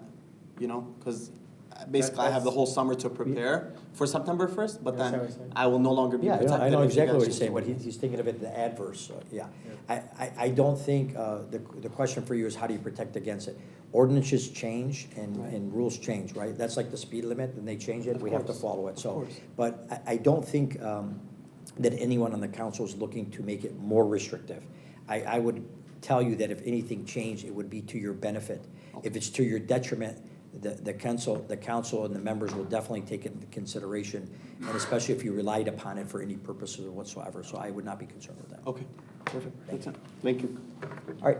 Anyone else here would like to speak regarding the council, regarding this, ma'am? Councilwoman Herrick? And I just wanted to say, as far as, we've got this time to roll this out, you see what the details in the new ordinance are. And if unable to prepare by September, if there's a reason we need to change it, either before or after that, we're gonna rely on your feedback and we'll be listening. We may or may not be able to make the changes you're asking for, but this is your daily lives, and so we rely on your feedback in order to make any potential changes. Thank you. Thank you, Councilwoman Herrick. All right, hearing and seeing the other questions, Madam Clerk, can we have the second and final reading of this ordinance? This is the final reading of ordinance number 25-1839, an ordinance to amend the zoning ordinance of the City of Dearborn by amending Article 1, entitled Short Title, Rules of Construction and Definitions, Article 4, entitled Off-Street Parking and Loading Requirements, Article 7, entitled Site Development Standards Applicable to Specific Uses, Article 16, entitled BC, General Business District, and Article 18, entitled IA, Light Industrial District, effective September 1st, 2025. Thank you, Madam Clerk. Can we have a roll call vote? Absolutely. Councilmember Al-Sawafi. Yes. Councilmember Herrick. Yes. Council President Sereni. Yes. Councilmember Enos. Yes. Councilmember Hamud. Yes. Councilmember Abraham. Yes. Councilmember Paris. Yes. 7 yeas, no nays, no absence. The ordinance passes. Thank you very much, Madam Clerk, and to our residents, please, if there's anything we can do, let us know, and then for those that we gave guidance to as well, please let us know if there's anything else we can do. All right, next item. Item number 20, ordinance on the table, ordinance number 25-1840, an ordinance to amend the Licenses and Business Regulations Chapter 12 of the Code of Ordinances of the City of Dearborn by amending Article 7, entitled Street Vendors. Resolution by council members Herrick and Paris to take from the table for its final reading. Thank you, Madam Clerk. The unanimous roll should be attached to take from the table for its final reading. Street vendors in the city are primarily regulated under Chapter 12, Article 8 of the Code of Ordinances. The ordinance establish a minimum standards for licensing, encompassing insurance requirements, and designated operational locations for vendors. The proposed amendments aim to clarify guidelines for vendors and special events, including multi-vendor license applications and permitting vendor stands on public property during events. The following is a summary of some substantive changes that are being proposed. Special events organizers are able to apply for license on behalf of multiple vendors in a participating event. The requirement of the license to sign and the licensee to sign an agreement that protects the city from any liabilities and indemnifies it against property damage or personal injury during the associated with the vending activities. The vendor stands are permitted on public property and public ways if the vendor is participating in a special event that is authorized and approved by the city council. And again, the limits on generator noise to be 80 decibels or lower when measured from 15 feet away. This is the second final ordinance, reading of this ordinance. Any questions or comments? Okay, Madam Clerk, can we have the final reading?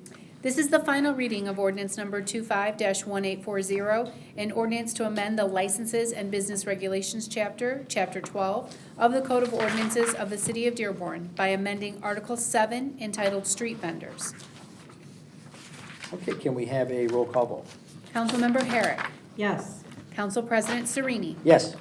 Councilmember Enos. Yes. Councilmember Hamud. Yes. Councilmember Abraham. Yes. Councilmember Paris. Yes. Councilmember Al-Sawafi. Absent. 6 yeas, no nays, 1 absent. The ordinance passes. All right, next item. Item number 21, resolution by council members Enos and Abraham, awarding a contract to CNP Construction Company, Inc. in the amount of $1,864,750 with a contingency in the amount of $90,000 for lead water service replacement, Contract 3, and requesting immediate effect. Thank you, Madam Clerk. In compliance with Michigan's lead and copper rule enacted on June 2018 as a unfunded state mandate, the city of Dearborn is responsible for replacing lead water service lines with copper from the property line into at least 18 inches inside the basement at no cost to the property owner. Purchasing on behalf of the Department of Public Works and Facilities and Engineering Division recommends awarding a contract for this repair to CNP Construction Company Incorporated. They are the lowest responsive and a responsible bidder in the amount of $1,864,750 with an additional $90,000 in contingency. Council authorizes this request with immediate effect to ensure the project is timely completed. Any questions or comments on this item? Councilman Abraham. We've been talking about lead pipes and water contamination in Michigan for a long time, and this program tries to eliminate the potential lead in our water supply in the city of Dearborn. And so, I'm not sure the exact number, I think we had about 2,000 lead line leads in our residential. 8,500? 8,500. So we had, when the original state mandate passed, we had, I think, 20 years to address those lines. This is only taking a fraction of those each year and converting the lead pipes leading into our water supply in our homes to copper, which is much safer, obviously. And I just wanted to point out that if any homeowners have identified that their water supply from the city is a lead pipe, we have prioritized the areas based on different criteria, including street construction and water main replacement and things of that nature. But each homeowner has the opportunity to petition the city to co-pay for their lead line to be replaced at their timeline and not ours. So I just wanted to mention that that program does exist. It's very important, especially if you have young kids in your house and you know you have a lead line, and if that's troubling you, you have the ability to speed up this process. So thank you. No, Councilman Abraham, thank you for that very important point that was not mentioned. I'm glad you brought that forward. Any other questions or comments? Okay, objection to unanimous roll? Unanimous roll shall be attached. Next item. Item number 22, resolution by council members Herrick and Hamud, awarding a 5-year cooperative contract to Axon Enterprises via the Sourcewell Cooperative Program in an amount not to exceed $720,301 for the 5-year period for FUSIS, Real-Time Public Safety Platform. Also authorizing the finance director to appropriate drug forfeiture fund, federal justice fund balance in the amount of $133,000 to the Drug Law Enforcement Fund, Police, Public Safety, Drug Enforcement, Federal Justice, other professional services account for this purchase and requesting immediate effect. Thank you, Madam Clerk. So To enhance our responsive capabilities and crime analysis, the Dearborn Police Department recommends that we implement FUSIS, a cloud-based real-time crime center platform which integrates live video feeds from the city to participating private cameras, mapping incidents, and linking 911 calls to nearby surveillance and drone feeds to provide dispatch and officers real-time awareness. In accordance with purchasing, the police department recommends a cooperative contract with FUSIS in the amounts of $720,301 over a 5-year period beginning May 1st of 2025 with an option to renew based on the vendor performance. This is immediate effect has been requested as the implementation time is between 90 and 120 days. Council is also authorizing the appropriation of $133,000 from the Drug Forfeiture Fund of Federal Justice to support this purchase. This is a great, and you'll see a couple of other items where we're having other colleges and universities that are supporting this this aspect. So for our residents, as I've said many, many times, you know, it's always good to have the best in technology that we can have. And this is just another element to go along with our cameras that we are having in our city that will can open up a live feed for our patrolmen on the road that are acting in real time. Mayor, I don't know if you wanted to add anything to it? I think our police chief is here if he wants to add, but I think this is just a strong benefit to the city of Dearborn. Okay, Chief? Issa Shaheen, Police Chief. Yeah, Council President Serene, this is the cutting edge of technology in law enforcement. It combines the ability to have a live feed of what's happening in real time, not only in the real-time crime center, but actually in the police cars and in the officers' hands. And the one other final component as well, it'll provide a live 911 feed. So if you can imagine currently when someone calls 911, you have a call taker that takes the call, puts it in the computer, and then another dispatcher will then dispatch that call. And even in the best case scenario, that can take a few minutes. Now, the police officer in the car can actually hear the 911 call come in as it's being phoned in. Reduces our response times, which is always important, and also as important, you get information directly from the caller, so there's no confusion of the information.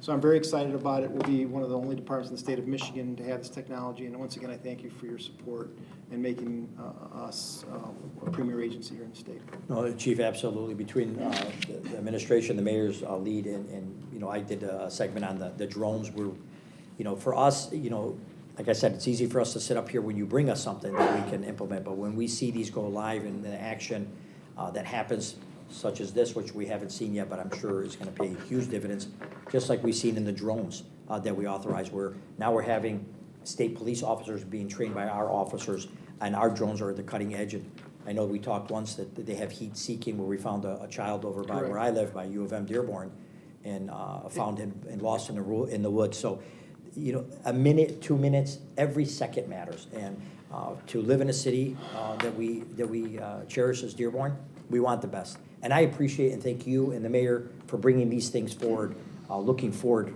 for the top edge technology.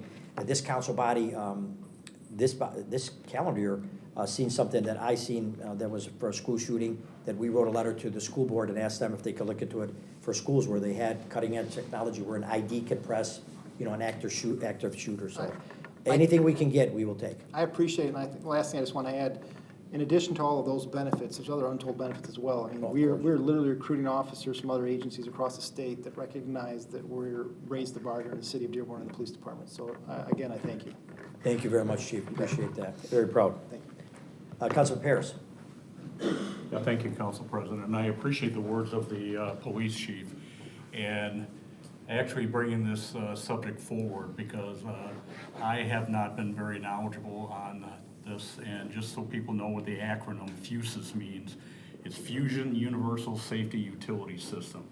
And the reason why I'm bringing this up, I've spent a lot of time, especially this past week, looking at all aspects of fusion, or FUSIS, I'm sorry, including looking at some other city council meetings across the country and what some of the comments have been made by residents and business owners and stakeholders actually within the community.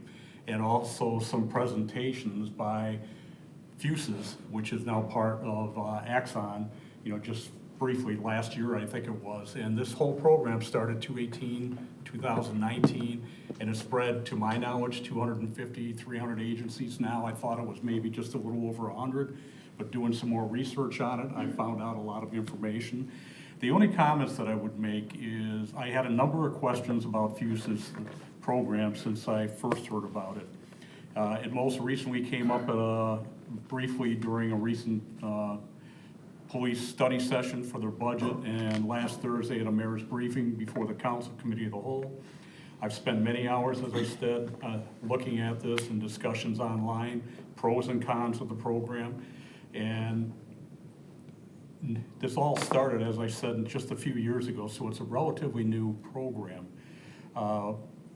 My question is, though, I don't just support initiatives, even if it's police and fire, public safety, just blindly because it's brought forward to us. I ask questions and want to be informed and try to do my due diligence also.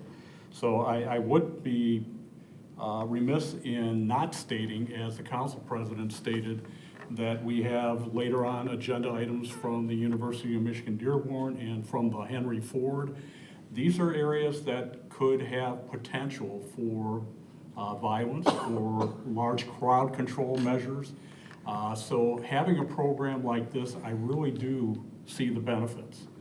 I do personally have some issues with some things that come up once in a while as far as transparency and privacy issues for residents or people that may wonder what's going on here.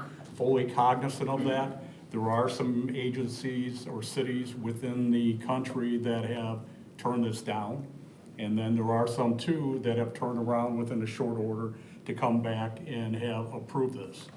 So I know some of these things are occurring.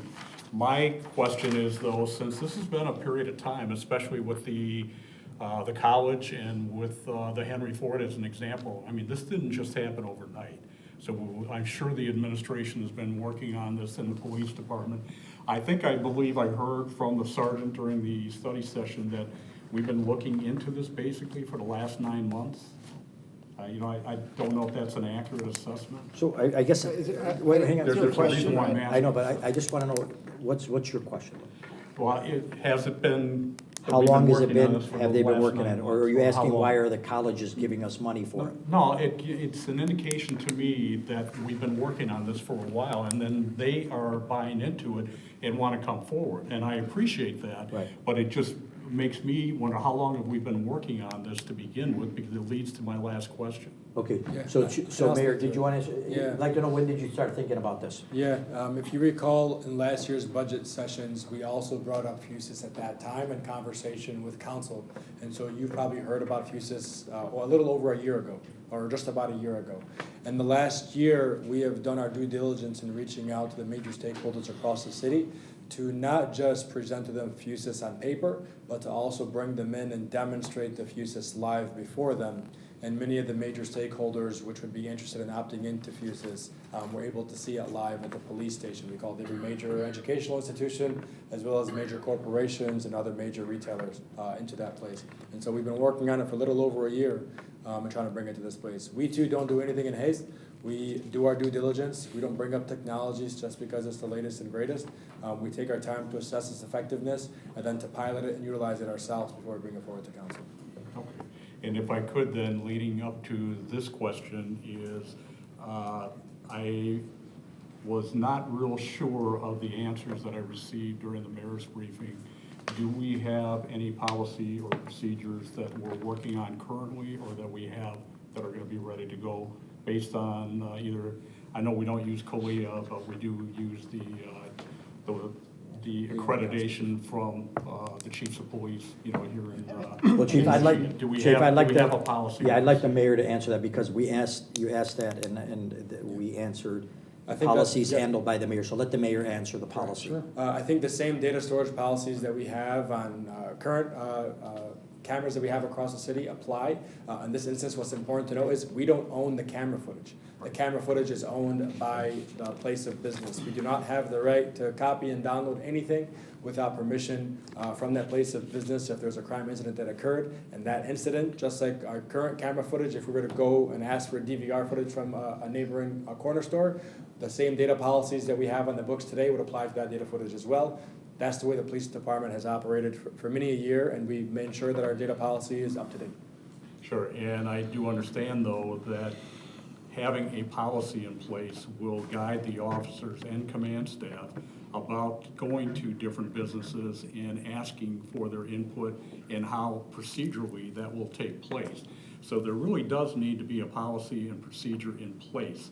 And sometimes I feel that it might be putting the cart before the horse if we go forward with a $700,000 contract like this without, having a good policy and procedure in place. I think we're Councilman, speaking I know, past Mayor- each other. I think Mayor, I just stated that Yeah. there is a data policy on the books Okay. that has been on the books for many a year.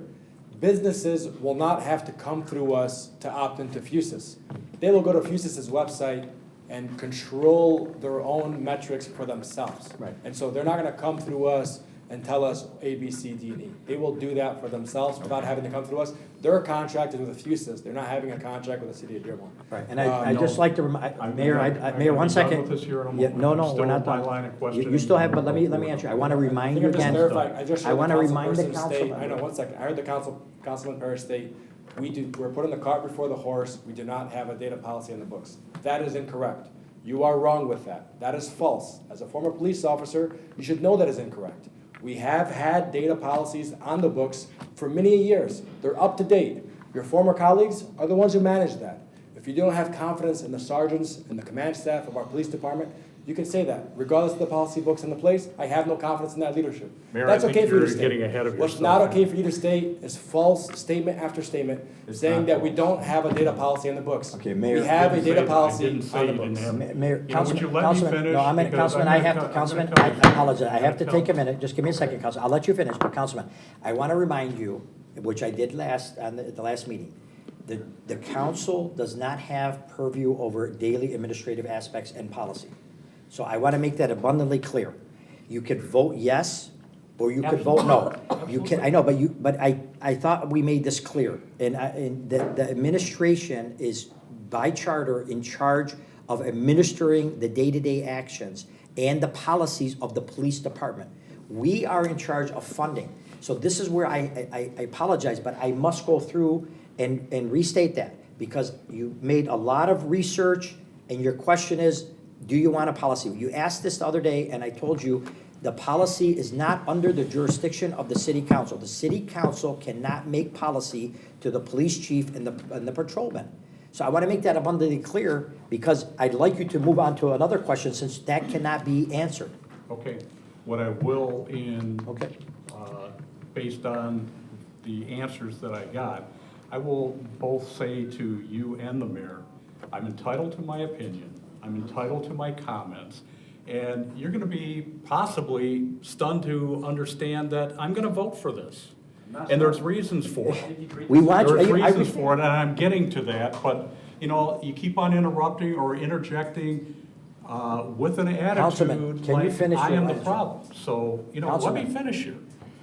You asked a Do we question have that they any- can't answer. They're not going to answer a policy question. So Okay. can you ask your next question? Do we have any success stories that we know of that have been going on for a period of time? Do you have a success story, Chief? Sure.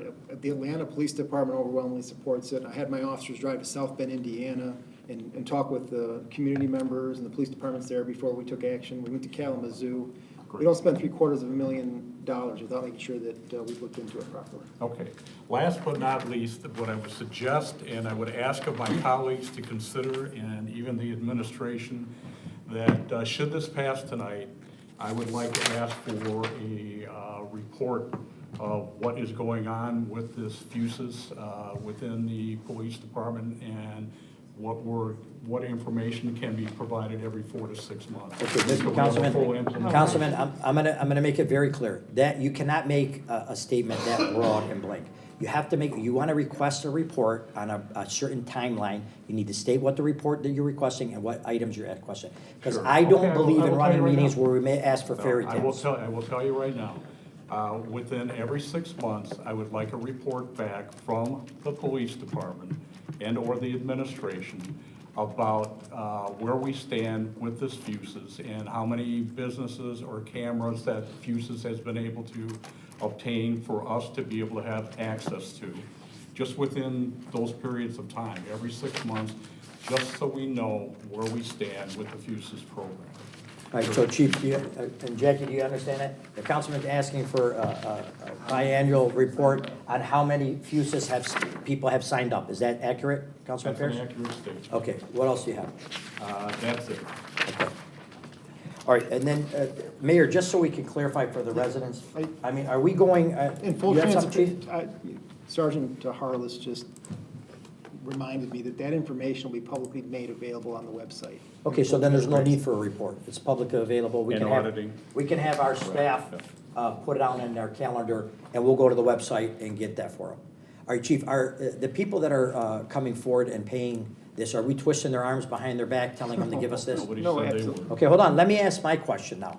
Yeah, That's sure. a real question, so let's see what the answer is. We're talking about the institutions that are donating money, or the people I that are don't- what signing they- up? The ones that are No. donating money, what are they doing it for? So some people will be getting streams from us that we have through our contract, and others are just donating to be a good steward. The University of Michigan Dearborn themselves are independently going to be going with Fuses, but recognize and want to support the initiative here in the city of Dearborn. We also are going to have meetings with the Dearborn Public Schools and other institutions as well, if possible. But the overwhelming majority of people that sign up will do it independently, directly with Fuses and outside of our purview. Okay, and are we collecting any fees from them? No. Other than the institutions that are providing the donation, that's it. Okay, Yeah. so if the Dearborn Schools, okay, wants to sign up, so we don't have an active shooter issue like we had in Texas last year where people Correct. standing outside and kids were dying, I want our police to see that before they get there. Thank So you. this will help us, Absolutely. okay? And that's up to the schools to initiate it, right? Correct. We cannot override that, Correct. okay? Mayor, do you have anything else you'd like to add? Okay, Okay. and then, Councilman Pierce, you have something Yeah, else? Yeah, just the only comment that I want to make in response to some of the things that you said, I'm going to be in favor of this, okay? But I think information should go out and people should be aware of it. Do your own homework. Go on Fuses and see some of the information that's out there. I've already shared my information with a couple of the council members. And you know what? Let's go to the vote. I have no problem doing this, but I want people to be aware of it. Thank you. Absolutely, you can make them aware of it, and I'm sure they're gonna be aware of it, I'm sure they're gonna support it. I mean, I don't see why we should not have Make an informed technology. decision. Yeah. Madam Clerk, any other questions or comments? Madam Clerk, Councilwoman Just a Herrick? quick comment. And it may seem a little repetitive if we have talked about some of this at the Committee of the Whole on Thursday, but since this is broadcast and they're available for the public to pull up, I think that this was a valuable discussion to maybe alleviate any residents' fears that information might be held about them if they were in one of these places of business that participate. Our Dearborn Police Department, the City of Dearborn, doesn't have access to that data, those videos, unless there's an incident and that business requests assistance. And then it makes a much safer situation for our police officers and the public with the information that is available right away. I want to simplify it even further. Thank you. Yeah, Mayor. Thank you. There is, for example, we had a stabbing at the gas station at Warren and Schaefer. Our police officers have to go request a DVR footage from the gas station owner in order for us to collect that evidence to see how the event unfolded. Additionally, upon the call, our police officers will show up on scene not knowing where everyone is.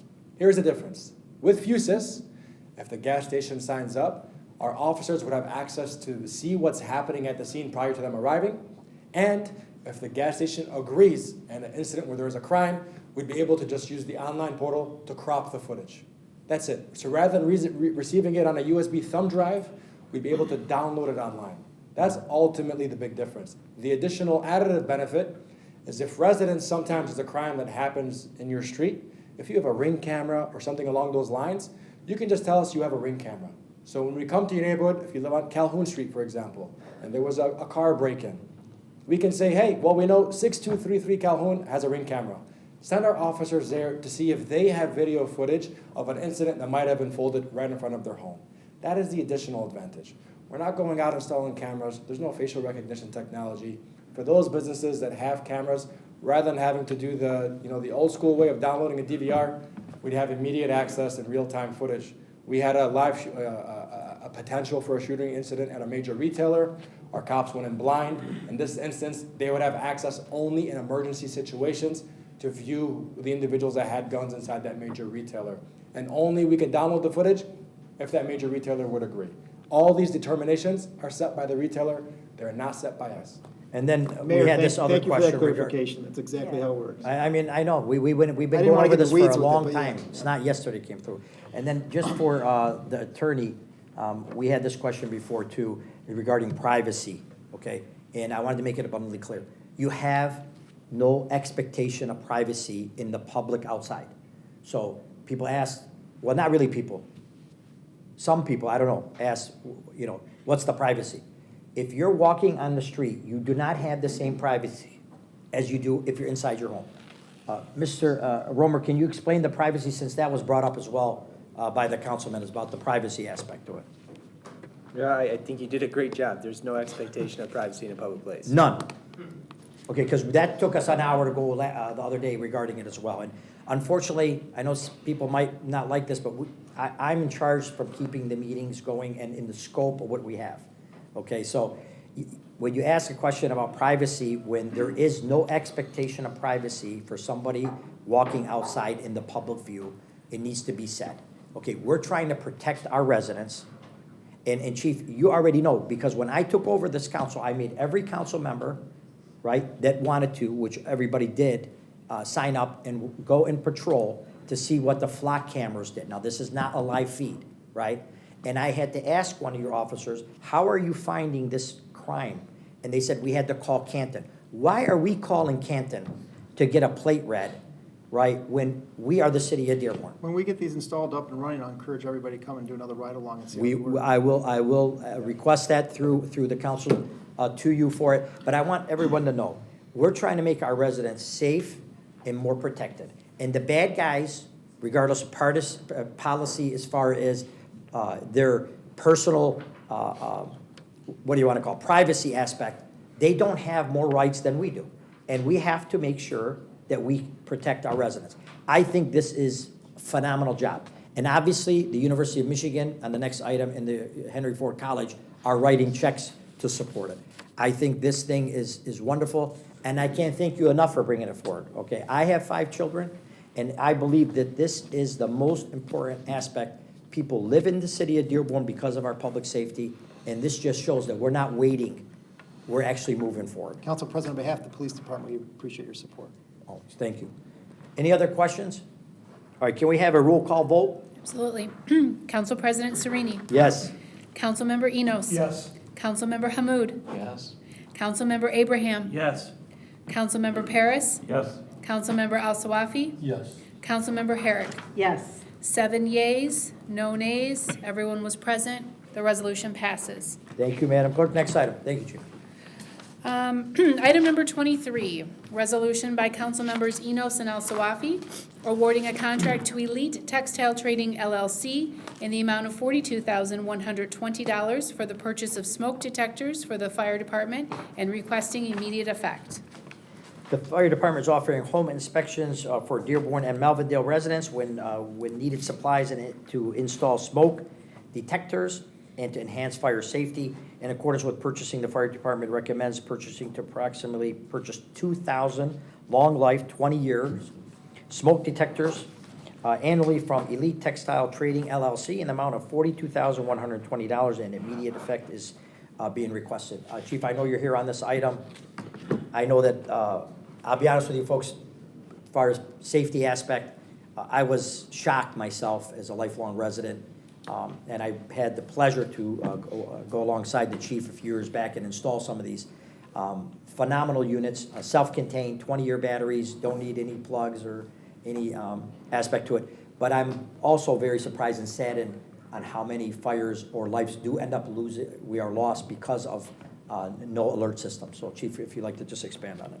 Yeah, thank you, Council President Joe Murray, Fire Chief. Yeah, we started this program around 2015, 2016. Yes. We had a number of failed fires right in a row. All of them had non-working smoke alarms. So some of them actually had smoke alarms, but they took the battery out or they Yep. weren't operational.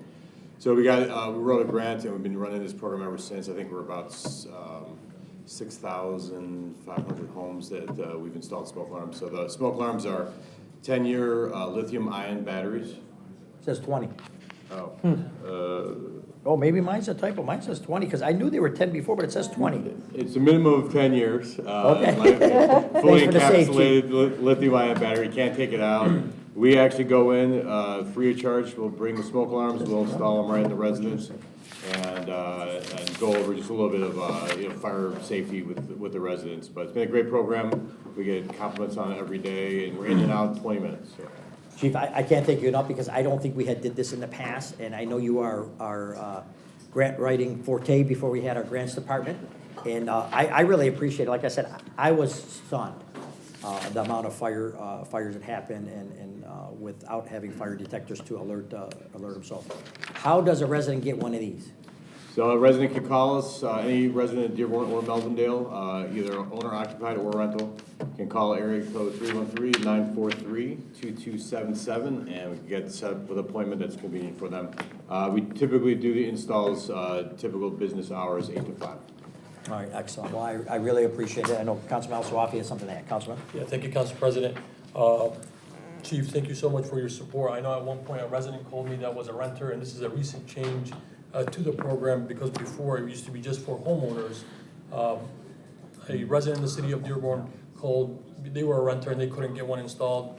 I had a discussion with you and the mayor and my colleagues in a meeting, and we were able to change that policy. Now, whether you're a homeowner or a renter, you can have access to these free smoke detectors. Because, whether you're a homeowner or renter, safety is a priority for us, for everybody. And we had a surplus of these as well, is that correct? Yeah, so we have them on a grant, so we do have enough smoke alarms to provide to the renters. So initially, our focus didn't include rentals because of liability issues with. And we had supply issues then. Yeah, well, owners of rental properties are required to have smoke alarms in their house to rent them. But we really want to focus more on the safety of people. We want to make sure we get these in everyone's houses, renter or not, just so we can make sure that people Absolutely. are safe. And I appreciate you making that change in the policy and getting it out there. Thank you, Chief. If you want my 2 cents, I think you should build a homeowner that's a landlord. Yes. That's renting it out. Because they want to be a poor landlord and lean on the subsidization of the city tax dollars to pay for home improvements that they should be making. Because otherwise, you can't operate a rental if you don't have active fire alarms. So I think, while I'm glad we're improving fire safety, I think, and we'll have a conversation later, that if we install it on a rental property, you should send the bill right to that landlord, because they should be the ones staying on top of it. Draft the ordinance. Maybe we'll draft the ordinance that way. I mean, if you have tall grass in your rental property, just because if I come through, I'm still gonna abate it and bill you. So I just think that sometimes yes, I'm all for fire safety, but also you need good landlords in your city, and this is just giving them an easy way out. Chief, just on that point, I know originally we had the grant ran out. I know originally we had a shortage of them.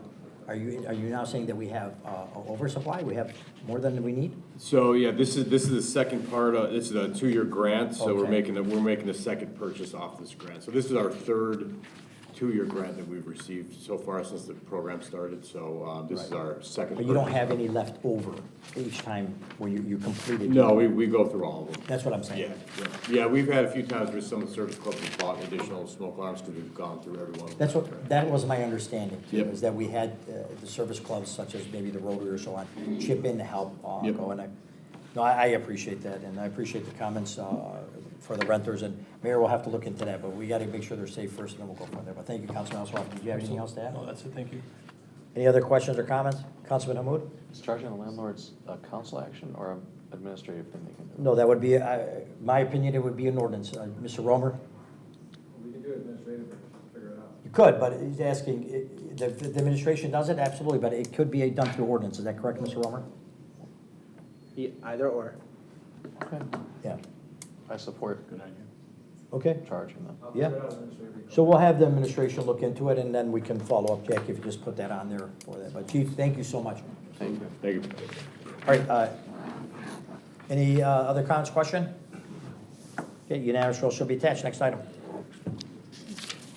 Item number 24, resolution by council members Paris and Enos, authorizing the first of two one-year renewal options for the contract with Crimboli Nursery, Inc. in the amount of $298,000 for tree planting services and requesting immediate effect. Thank you, Madam Clerk. Purchasing on behalf of the Department of Public Works recommends a one-year renewal of the tree planting services contract with Crimboli Nursery, which has successfully provided these services for the previous 2 years.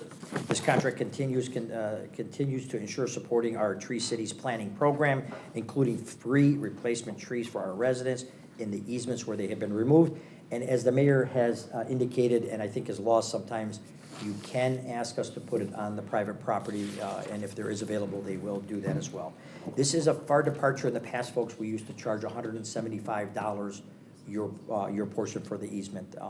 But we are building up that tree canopy very well, and hopefully the residents see them growing. And the correct requested amount is $298,000, which is consistent. Any other questions or comments on this?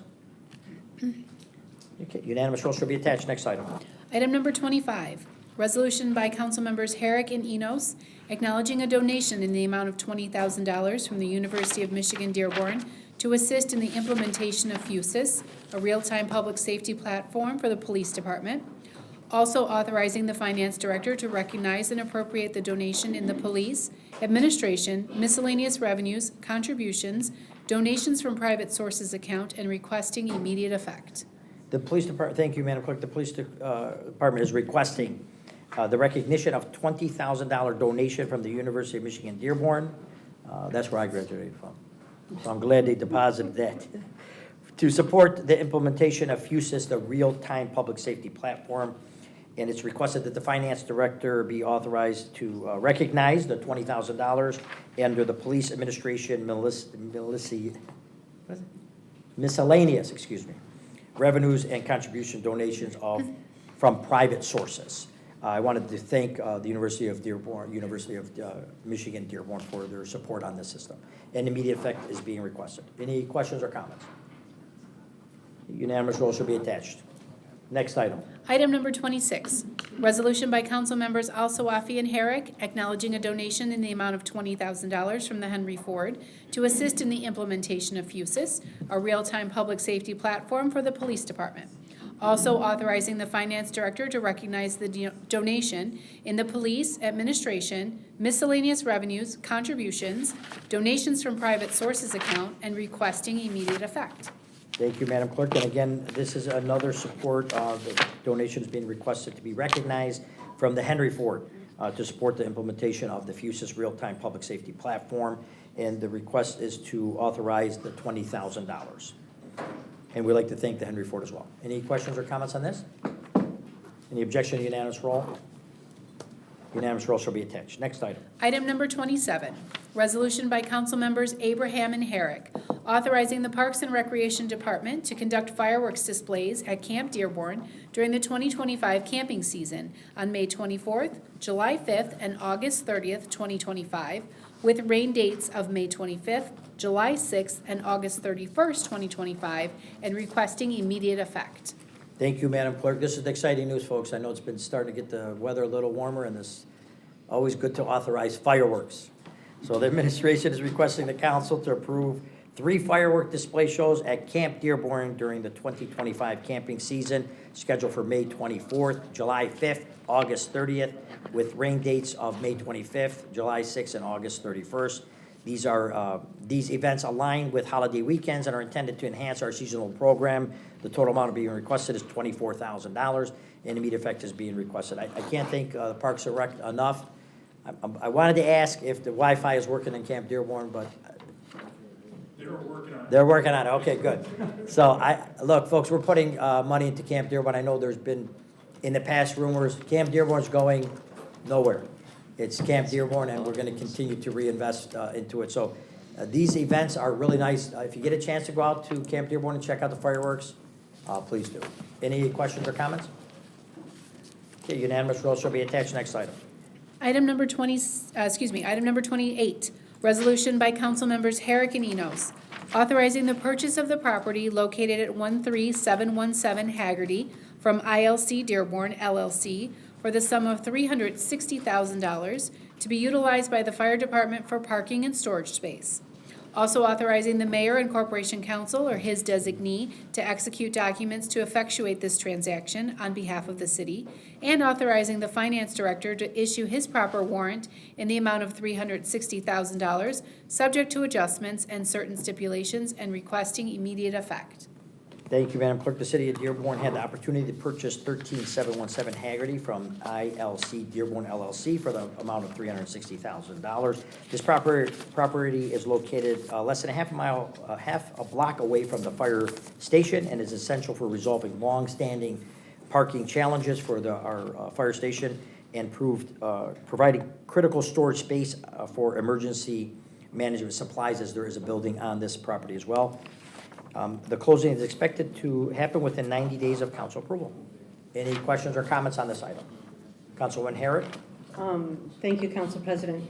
I know that our Fire Station 4 was in dire need of parking spaces for the firefighters who are on duty, and the storage space for that fire station is at a premium in that kind of landlocked corner that they're on. So this property will be very valuable for operations at the fire department. However, I'm curious what happened between Thursday when we, at the committee of the whole, we approved putting this on the agenda, and the purchase price at that time was $340,000. And then we received documentation today that it's now $360,000. Okay, this is, whose item is this? Thank you, Councilwoman Herrick. This is legal with fire. Okay. I had 360, so Chief, if there was a change? No, if you recall, I believe Brad Mendelson, city attorney, mentioned that it was 360 on the memo at the committee of the whole. I think he verbalized it to the council. Okay, so there was no change, it was just a typo, but Councilwoman, it was probably typed incorrectly, but he did mention that. Yeah, he brought it up. Okay. At the meeting, I recall. Okay, thank you. Yep. Councilman Hamud? Yeah, so kind of to also discuss the purchase price. So I heard concerns from several residents that had read the agenda. All the assessor's opinion of the value of the property is $63,000. I think, one of the reasons why this is going through, one is, when landowners find out that we want a piece of property, the price tends to go up, but we do our best to, control that type of thing and, help save the city as much money as possible. And based on reading kind of what the usage of this property is going to be, it's going to be to store supplies as well as the Class B foam trailer. And just to kind of let people know what that's all about, I mean, just this weekend, we had a fire at an industrial yard that had trucks burning down, gasoline that the firefighters had to go to, and Class B foam, it appears, is the type of thing that you'd use to fight those special kinds of fires that maybe water won't be as effective against. So I think it's still a good value to the city, and I think we still need to recognize we need specialized equipment because of the diverse nature of both the buildings and the types of uses that we have in Dearborn, and sometimes it's going to accumulate costs for the fire department, and it is what it is from my perspective. I'd also make mention too that. Chief? I'm sorry. No, go ahead. We've always had parking issues at that fire station. It's very limited parking, and now with the leadership of the mayor and the council, we have more firefighters than ever. So we have more people at that station. That's right. This is the most we ever had firemen. Yeah, so it's compounding the problem even more.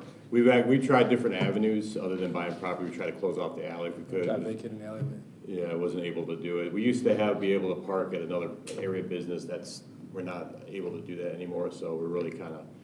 Right. If you notice on this parcel, our realtor did all the comps as well, and the comps. That's the point, Mayor. They're focusing in on a tax assessment. Correct. The comps actually not place the value. The comps from our realtor place it at around 360. I think if you go on Zillow right now, it'll place it around 315, 320.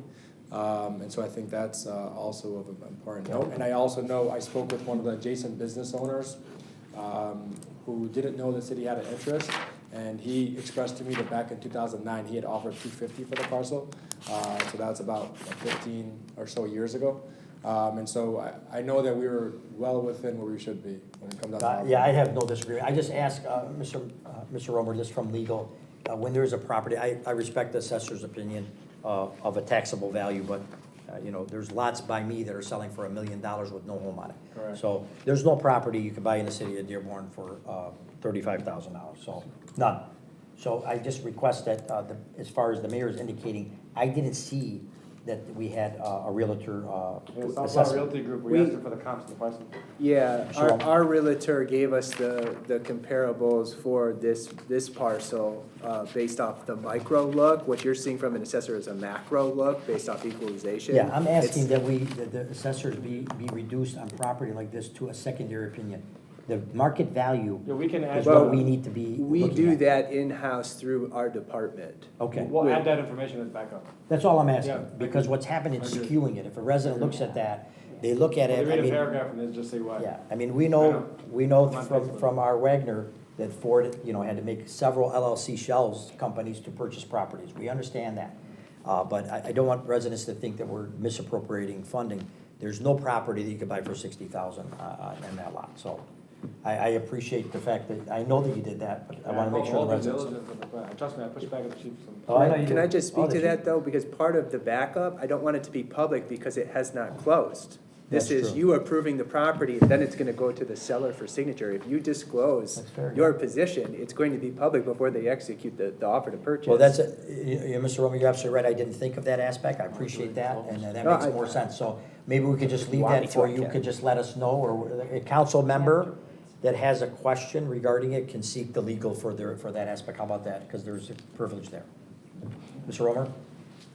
Yeah, I'm happy to provide it to the council. I just prefer it not to be public until both parties have executed the offer to purchase. Your point is well taken, and I just asked my colleagues to make sure that they request that, because there is a privilege that he could give you that information without making it public, and we don't want to hurt any sale, but we appreciate that. Chief, good job. Thank you so much, appreciate it. All right. Any other questions or comments? Unanimous roll shall be attached. Next item. Item number 29, resolution by council members Herrick and Paris, authorizing the mayor's office to renew the citywide annual membership with the Downriver Community Conference in the amount of $21,419.71 for the period of October 2024 to September 2025, and requesting immediate effect. Thank you, Madam Clerk. The mayor's office is requesting council approval to renew the city membership for the Down River Community Conference, or known as DCC, for a period of October 2024 through September 2025. Dearborn has participated as a DCC member since 2001. The membership dues for fiscal year 25 remain at $21,419.71, which is consistent with our fiscal year 23 and 24 that were budgeted citywide. The DCC, established through a interlocal agreement, supports members' communities in navigating state and federal agency programs. They're a very valuable resource for the city. Immediate effect is being requested to prevent any interruptions in service. Any questions or comments on this?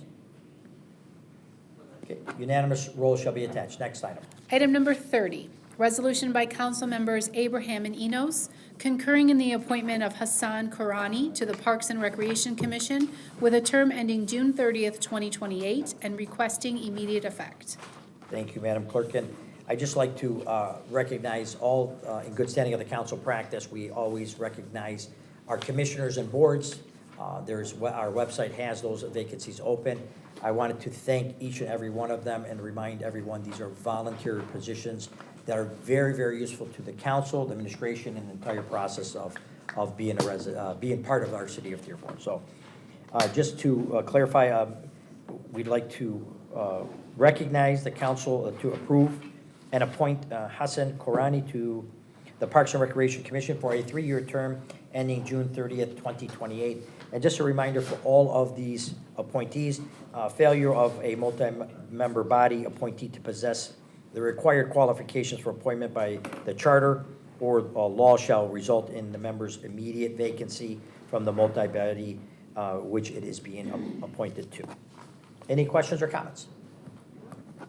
Unanimous roll shall be attached. Next item. Item number 31, resolution by council members Al Sawafi and Paris concurring in the appointment of Amira Hayter to the Library Commission with a term ending June 30th, 2028, and requesting immediate effect. Thank you, Madam Clerk. And it is requested that council approve the appointment of Amira Haida to the Library Commission for a 3-year term ending June 30th, 2028. Any questions or comments? And again, thank her for her service. Unanimous roll shall be attached. Next item. Item number 32, resolution by council members Herrick and Al Sawafi concurring in the appointment of Adam Abu Salah to the Library Commission with a term ending June 30th, 2027, and requesting immediate effect. Okay, it is also being requested that council approve the appointment of Adam Abu Salah to the Library Commission for a 3-year term ending June 30th, 2023 to complete the term of, I can't pronounce it, Hayat Bourashi? Sorry if I mispronounced it. And we'd like to welcome Adam to the board as well. Unanimous roll shall be attached. Next item. Public comment. So nothing further. Nothing further. All right, so now we'll open up to my colleagues. I had a couple of small things to end the council meeting as we continue here. So our budget hearings are being scheduled. We have more coming up May 1st, and our council chambers, and our budget adoption, which is May 6th at 6:30. So if anyone is interested or would like to come here to view it live and see the real work of the budget and the council, be our guest. Or if you'd like to stay home and watch the Pistons, you can do that too. I also wanted to recognize we had the Dearborn triplets. Was a big highlight in social media. Ali, Elias, and Hadi Al-Zain. 3 triplets graduated from the University of Michigan, Dearborn. In honor of their late father, all 3 brothers crossed together the stage. Great time right now as your children or maybe relatives are graduating from colleges. A big milestone, and look forward to great success from them as well. For me, before I open it to my colleagues, I just wanted to thank the mayor and his administration for the work on the state of the city. I've watched several of these things throughout, and I'm not going to complain. Maybe you had a few more teleprompts than I did, but I used paper. I can tell you, a tremendous show. I am very proud and want to make it abundantly clear of the work that Mayor, that you have done, the administration, your appointees, this body, this council. It is an honor to serve our residents and to watch that show and to be part of it myself and to talk about the things that we have done in these last 3 years is unbelievable. For where we were to where we're going. There is a way to fix government. There is a way to do things for your residents, and you can get your best service, and you can cut your taxes and not lay off people, and you can increase their pay, and you can invest in your parks. I can go on, and I know, Mayor, there was a lot of stuff that you had to cut out, but we need to save some of that for the election time. So I can tell you, I am extremely proud of the state of the city, and I can't wait to see what's more to come. We are doing great things, and please, the feedback is great. We can always do better, and we always will work harder. So I wanted to make that abundantly clear. Mayor, thank you. No, thank you so much. It took, writing a 45-minute speech takes several months, and so props to the whole team for putting that together. There's a reason we do the State of the City once every 2 years, because it's such a big feature, and then we use every other year to do kind of the social media updates in the State of the City, with the formals every other year. But honestly, nothing that we accomplished in the administration, obviously with the support of all the 1,400 staff here in the City of Dearborn and the directors, but also not without partnership with the City Council, and it doesn't happen without the partnership that we built together, so thank you. Thank you, Mayor.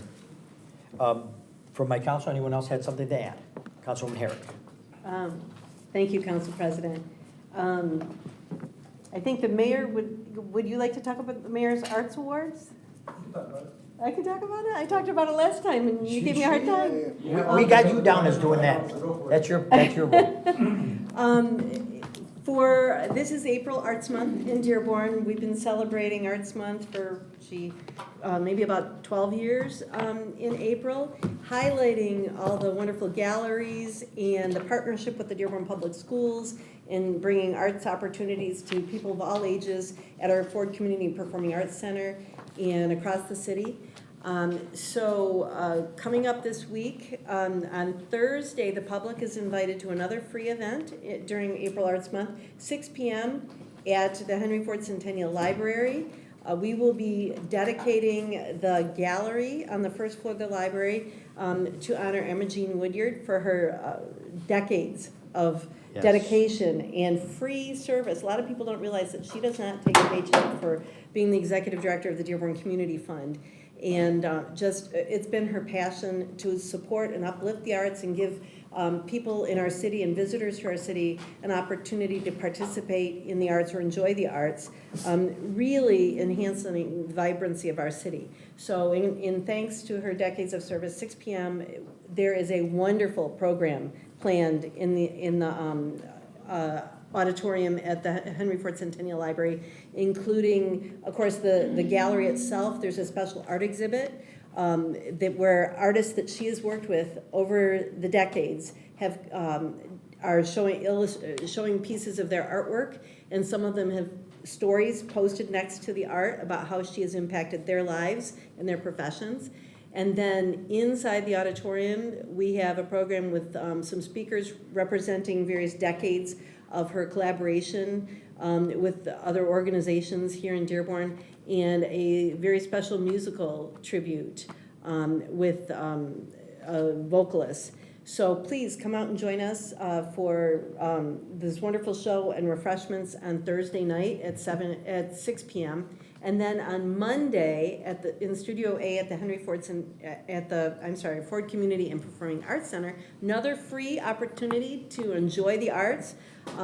We will be recognizing, the mayor will be recognizing artists and those who support the arts and arts organizations, 7 different awards during the Mayor's Arts Awards. And the public is welcome to attend 7 p.m. that evening. Again, there will be performances, refreshments, and the award ceremony. So please come out and join us. Thank you, Councilwoman Harry. Councilman Paris. Thank you, Council President. Just have a question for Chief Shaheen, if he might know the answer. Just noticing too, the Michigan Avenue and Military, the 15-minute parking, the 8 parking spaces there, it's been now a year. And just wondering when this is going to be coming before council for approval or not. Councilman Pierce, I'd have to see when they were put in, but we do obviously abide by the Chief of Police. So I just want to see when it was put in the ground, Councilman Pierce, but we abide by the ordinance, and we'll definitely bring it to council before the year is up. Okay. We said 18,149 and 18,150 both state, about the 365 days. So. I'm familiar with it, sir. Okay, and what you happen to know offhand, it just happened going through a neighborhood today on Garrison between Military and I think around Howard. It looks like there are some sign poles that are being erected. And is there going to be any kind of no parking or some sort of regulation? There's a number of large black poles that are in the easement, the westbound lanes between Military and I think around Mason. I can take a look at it and get back to you. I don't know. Well, is it something from your department? Not that I recall signing, no. I don't believe it is from our department, but I'll confirm that tomorrow. Yeah, that's why I'm just kind of curious. I've never seen that before. Garrison or Howard, you said, sir? Yeah, it would be the westbound lanes between approximately Howard and Mason all the way down to Military, just on that north side. I'll take a look. In the easement, real close to the curb, like it would be a no parking sign or some sort of regulatory sign. I'll look into it. I appreciate it very much. No worries. All right. Anything else from, thank you, Chief. Anything else from Council? Councilman Abraham. Mayor, appreciate this. Just wanted to let everybody know the annual Fortson Varsity Club banquet will be held on Thursday, May 8th. This is a tremendous event that's evolved over the years. Over the past 2 years, we've instituted the Fortson High School Athletic Hall of Fame, which has been very well received. There's information out there on social media, or you can contact me through the council office if anybody wants to purchase tickets or attend the event. It's really turned into a very exciting event. A lot of old-time alumni as well as recent graduates attending, and really just celebrating the tractor world. So if you need more information, let me know. Thank you, Councilman Nick. Anything else from my colleagues? All right, anything else, Mayor, from yourself or your administration? No updates. I think we Excellent. announced the homecoming lineup, so everybody hopefully seen is that. excited. I seen the homecoming updates. Excellent job again. You keep raising the bar each time. Tremendous. I know that some of the bands have said they couldn't believe it was a free event that we're giving to our residents, and I hope they enjoy it. Excellent draw, so we appreciate that. Madam Clerk, anything from your department? No, Another nothing. from your department, okay.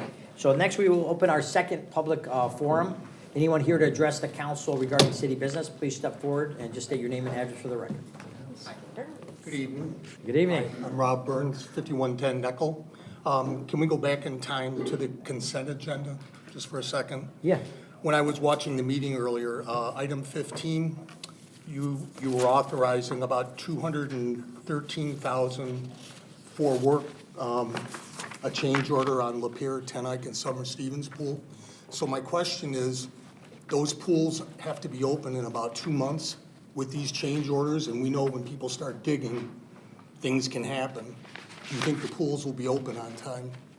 I can speak to that. Yeah, we'll have the mayor speak. The rec department is not here right now, so Mayor, could you take it? Yeah, I know we had a briefing on it. Yep, it was the plumbing issues that they've identified and begun to work through, obviously with approval today, but they're still anticipating a summer opening of this year. Okay, just wanted to double check. Okay. And how's the roads? I know you still riding your bike? All the time. All right, keep it up. Thank you. Enjoy your retirement, excellent. Any other questions from public? On that. Let me just make sure that, you want some on that? Just like. I apologize, one Councilman Hamud, yeah. This is one of those, I actually really appreciated that the Parks Department went in and did a full evaluation. They actually went through the sewer system and took a look, and that's why they ended up with a change order. And this is one of those things I actually am really happy about, because they went in, checked what I call, like, the guts of everything, and then they brought it in while they were doing the construction, and that's okay. And even if it delays the pool opening, it might not make some people happy, but at least long-term, they're not gonna have sewer backups. I think that was one of the issues, was the line was blocked. So I actually really appreciate that they were proactive on this. Excellent. Okay, and then Director Adams, you have something to add? Yes. Public comment, yes. Hello, Betty Adams, Library Director. Yes. So we have been going through our facilities and a whole bunch of things, and we just want to remind the public that the library gives out free COVID tests. There's a lot of sniffles going around. Excellent, yeah. And they are not just the one-off tests, they are 2-packs. If anyone's interested in one today, I have 2 freebies right here. You can come find me. But I did also want to highlight 2 programs that we have coming up in the next couple days here. Tomorrow evening at 6:30 p.m., Greenfield Village is receiving the new house, the Jackson House. Yeah. So there's a presenter coming to speak on that new addition, as well as the historical significance that the Selma marches started there. And so this is a part of history that's coming to the area. 6:30 p.m. tomorrow in the auditorium. And then the Michigan Notable Author Tour is happening, and we do have one of the authors coming on Tuesday, the 30th. The former district court judge, Gerald Rosen, will be here to discuss in person his new book, Grand Bargain, the inside story of Detroit's dramatic journey from bankruptcy to rebirth. So wonderful things happening at the library, and of course, we have the full packet of information available to the community. If anyone's interested, I'll have them on this back counter. All right, thank you so much, appreciate that. Any other person here to speak to the council regarding council business? Okay, hearing and seeing none, I will entertain a motion to adjourn. Motion to adjourn. Motion to adjourn by Councilwoman Herrick. We are adjourned.